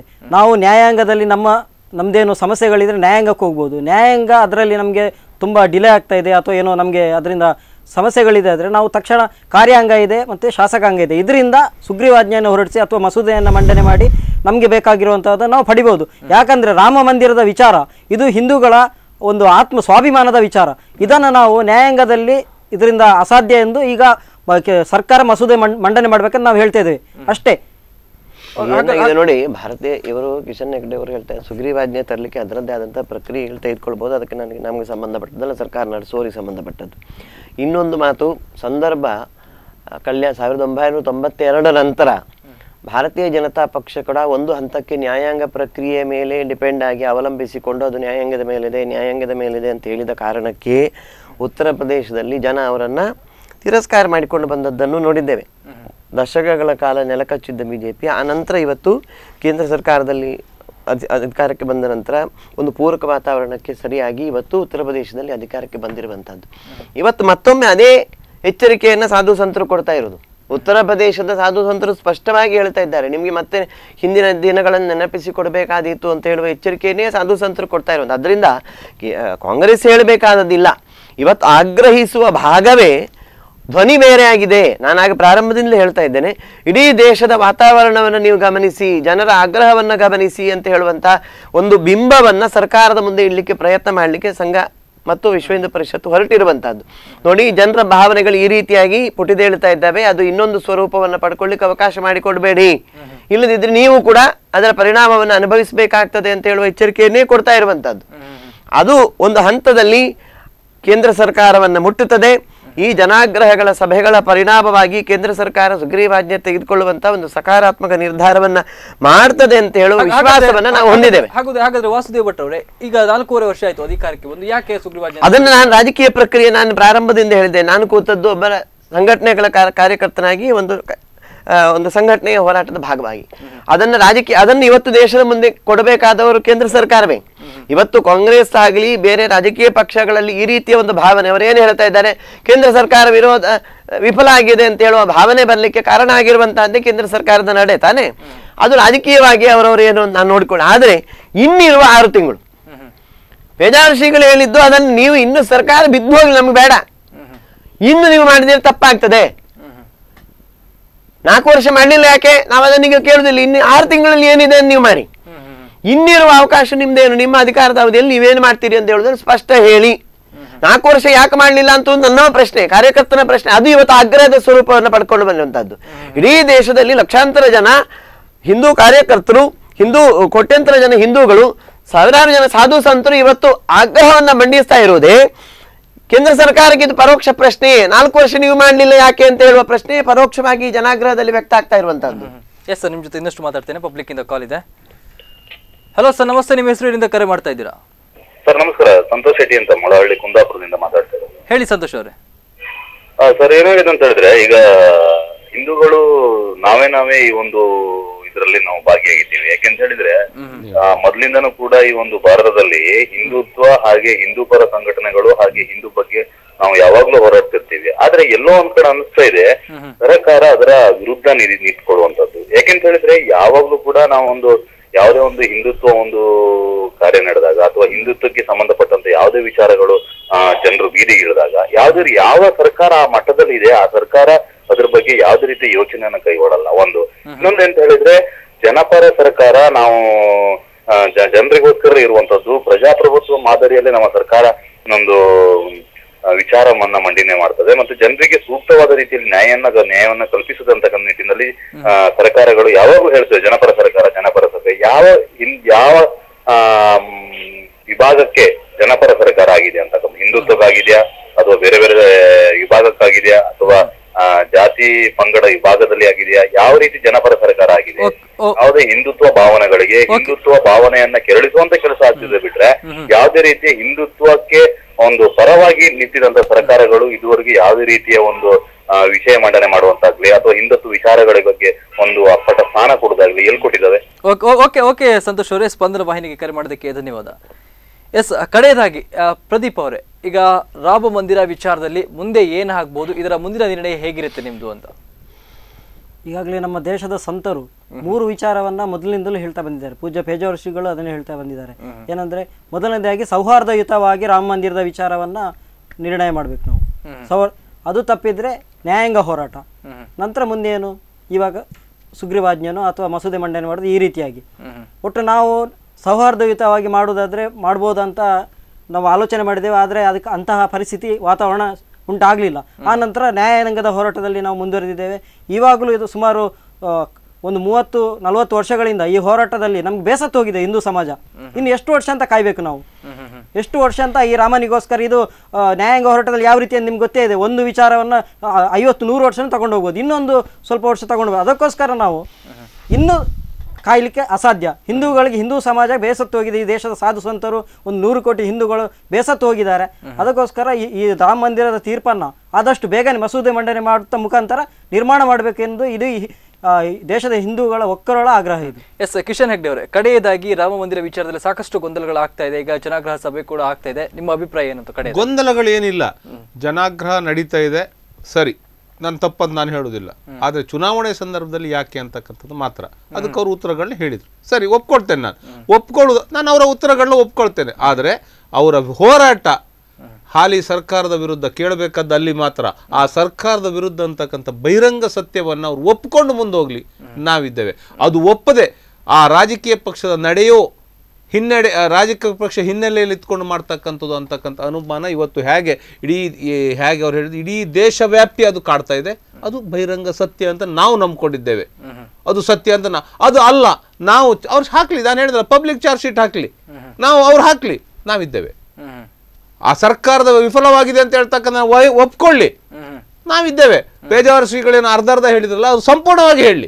ಎಲ್ಲರೂ ಹೇಳಿ, ಹೌದು, ನಾವು ರಾಜಕೀಯವಾಗಿ ವಿರೋಧ ಮಾಡ್ಕೊಂಡು ಬಿಜೆಪಿ ವಿರುದ್ಧ ಹಿಂದೂಗಳು ಹೋಗ್ಬೇಕಂತ ಹೇಳ್ತಾರೆ. ಬಿಜೆಪಿ ವಿರುದ್ಧ ಹಿಂದೂ ಕಾಳಜಿ ಎಲ್ಲರ ಕಾಲದಲ್ಲೂ ಕಾಳಜಿ ಇದೆ. ಬಿಜೆಪಿಗೆ ವಿರುದ್ಧ ನೀವು ಹೋಗಿ ಬಿಡಿ, ನಿಮಗೆ ಸಂಬಂಧಪಟ್ಟದ್ದು ಬಿಜೆಪಿ ಸರ್ಕಾರ ಕೊಲೆ ಮಾಡಿದಾಗ ನೀವು ಯಾರನ್ನ ಕಳ್ಳ ಅಂತ ಹೇಳ್ತೀರಿ ಸ್ವಾಮಿ? ಬಿಜೆಪಿ ಇವತ್ತು ಸರ್ಕಾರ ಯಾರು ಸರ್ಕಾರ ಮಾಡ್ತಾರೆ? ಹಾಗಾದ್ರೆ ಬಿಜೆಪಿ ಸರ್ಕಾರ ಮಾಡಿದ್ದು ಸರಿಯೇ ಅಲ್ಲ? ಸರಿ ಅಂತ ಹೇಳಿದ್ವಿ, ಮಾತಾಡೋದಿಲ್ಲ. ಅಷ್ಟೊಂದು ಕಾಳಜಿ ಇದ್ರೆ ಯಾವತ್ತ ಮಾಡ್ಬೇಕು? ಕಾಳಜಿ ಕೇಳಲಿಕ್ಕೆ ನೀವು ಯಾರು ಸ್ವಾಮಿ? ನಮ್ಮ ಕಾಳಜಿ ನಮ್ಗೆ ಗೊತ್ತಿದೆ. ವಸತಿ ಭಟ್ ಅವರು, ಕಡೆಯದಾಗಿ ಈಗ ಚಾರ್ಜ್ ಶೀಟ್ ಹಾಕುವ ಮಟ್ಟಕ್ಕೆ ಇನ್ನು ಬಂದಿಲ್ಲ. ಇನ್ನು 6 ತಿಂಗಳ ಅವಕಾಶ, ಆದಷ್ಟು ಬೇಗ ಬರಲಿ. 6 ತಿಂಗಳಿದೆ ಅಂತ ನಮಗಿದೆ. ನಾವು ಕೊನೆಯ ಅವಕಾಶವನ್ನ ಭಾರತೀಯ ಜನತಾ ಪಕ್ಷದ ಕೇಂದ್ರ ಸರ್ಕಾರಕ್ಕೆ ಹಿಂದೂ ಸಂಘಟನೆಗಳು ಸಾಧು ಸಂತರು ಕೊಡ್ತಾ ಇದ್ದೇವೆ. ಸಂದರ್ಭ ಅಲ್ಲಿಯವರೆಗೆ ಹೋಗ್ಲಿಕ್ಕಿಲ್ಲ ಅಂತ ಹೇಳುವ ವಿಶ್ವಾಸದಲ್ಲಿ ನಾವಿದ್ದೇವೆ. ಅದರಿಂದ ಪ್ರದೀಪ್ ಅವರು ಹೇಳ್ತಾ ಇದ್ದಾರೆ, ನಮ್ಗೆ ಭಕ್ತಿಯ ಪರೀಕ್ಷೆಯಲ್ಲಿದ್ದೇವೆ, ಸತ್ವ ಪರೀಕ್ಷೆ. ಈ ಬಾರಿ ಸೋಲಾಗ್ಲಿಕ್ಕಿಲ್ಲ. ನಮ್ಮ ಭಕ್ತಿಯನ್ನ ಶ್ರೀರಾಮ ಸ್ವೀಕರಿಸ್ತಾನೆ. ಆ ಹಂತಕ್ಕೆ ಬಂದು ಮುಟ್ಟಿದ್ದೇವೆ. ಆ ಹಂತದಲ್ಲಿ ನಾವು ಯಶಸ್ವಿ ಆಗ್ತೇವೆ. ಕಿಶನ್ ಹೆಗಡೆಯವರು ಹೇಳಿದಂತಹ ಕೇಂದ್ರ ಸರ್ಕಾರದ ಅಥವಾ ಆ ಪಕ್ಷದ ವಿರುದ್ಧ ಚಾರ್ಜ್ ಶೀಟ್ ಆಗುವ ಮಟ್ಟಕ್ಕೆ ಬರ್ಲಿಕ್ಕಿಲ್ಲ ಅಥವಾ ಬರಬಾರದು ಅಂತ ಹೇಳುವ ವಿಶ್ವಾಸ ನಮ್ಮದು ಇದೆ. ಇನ್ನಿರುವ 6 ತಿಂಗಳಲ್ಲಿ ನೀವು ನಿರ್ಧಾರ ತೆಗೆದುಕೊಳ್ಳಿ ಅಂತ ಹೇಳುವ ಕಡೆಯ ಆಗ್ರಹವನ್ನು ಅವರ ಮುಂದೆ ಇಡ್ಲಿಕ್ಕಾಗಿ ಈ ಆಗ್ರಹವನ್ನ ಸಭೆಗಳನ್ನು ಮಾಡ್ತಾ ಇದ್ದೇವೆ. ಅದರಲ್ಲಿ ಯಶಸ್ವಿ ಆಗ್ತೇವೆ. ರಾಮ ಮಂದಿರವನ್ನು ಕಟ್ಟುವಲ್ಲಿ ಈ ಬಾರಿ ಖಂಡಿತ ನಾವು ಗುರಿ ಮುಟ್ತೇವೆ ಅಂತ ಹೇಳುವ ವಿಶ್ವಾಸ ನಮಗಿದೆ. ಅದಕ್ಕಾಗಿ ಶ್ರೀರಾಮನಲ್ಲಿ ಹನುಮನಲ್ಲಿ ಪ್ರಾರ್ಥಿಸ್ತೇವೆ ನಮಗೆ ಆ ಶಕ್ತಿಯನ್ನು ಕೊಡುವಂತ. ಅದಕ್ಕೆ ಇಡೀ ಹಿಂದೂ ಸಮಾಜ ನಮಗೆ ಪೂರಕವಾದಂಥ ಪ್ರೇರಣೆ ಮತ್ತು ಮಾರ್ಗದರ್ಶನವನ್ನು ಮಾಡುವಂತಾಗಲಿ, ಇಡೀ ಸಮಾಜದ ಸಹಯೋಗ ನಮಗೆ ಸಿಕ್ಕಲಿ ಅಂತ ಹೇಳುವ ಭಾವನೆಯನ್ನು ಪ್ರಾರ್ಥನೆಯನ್ನು ಕೂಡ ಶ್ರೀರಾಮನಲ್ಲಿ ಶ್ರೀ ಹನುಮನಲ್ಲಿ ನಾವು ಮಾಡ್ತೇವೆ. ಓಕೆ ಸರ್, ಇಷ್ಟೊತ್ತು ನಮ್ಮ ಚರ್ಚೆಯಲ್ಲಿ ಭಾಗವಹಿಸಿದ್ದಕ್ಕೆ ಧನ್ಯವಾದ. ಎಸ್ ವೀಕ್ಷಕರೇ, ನೀವು ಕೂಡ ಕಾರ್ಯಕ್ರಮವನ್ನು ನೋಡಿದಿರಿ. ರಾಮ ಮಂದಿರ ವಿಚಾರದಲ್ಲಿ ಸಾಕಷ್ಟು ಚರ್ಚೆಗಳು ಆಗ್ತಾ ಇದೆ. ಇದೀಗ ಹಿಂದೂ ಪರ ಕೆಲ ಸಂಘಟನೆಗಳು ಕೂಡ ಧರ್ಮಸಭೆಯ ಮೂಲಕ ಇಳಿದಿದ್ದು. ಹಾಗಾದ್ರೆ ಮುಂದಿನ ದಿನದಲ್ಲಿ ಯಾವ ರೀತಿಯಾದಂತಹ ಬೆಳವಣಿಗೆಯನ್ನು ಪಡ್ಕೊಳ್ಬಹುದು? ಕೇಂದ್ರದಲ್ಲಿರುವಂತಹ ಸರ್ಕಾರ ಸುಗ್ರೀವಾಜ್ಞೆಯನ್ನು ಹೊರಡಿಸುತ್ತಾ ಅಥವಾ ಸುಪ್ರೀಂ ಕೋರ್ಟ್ ಕೊಡುವಂತಹ ತೀರ್ಪು ಯಾರ ಸಮ್ಮುಖವಾಗಿರುತ್ತದೆ ಅನ್ನುವಂಥದ್ದು ಕಾದು ನೋಡಬೇಕಾಗಿದೆ. ಇದು ಈವರೆಗಿನ ಸುದ್ದಿ ಹಾಗೂ ಮನೋರಂಜನೆಗಾಗಿ ನೋಡ್ತಾ ಇರಿ ಸ್ಪಂದನ.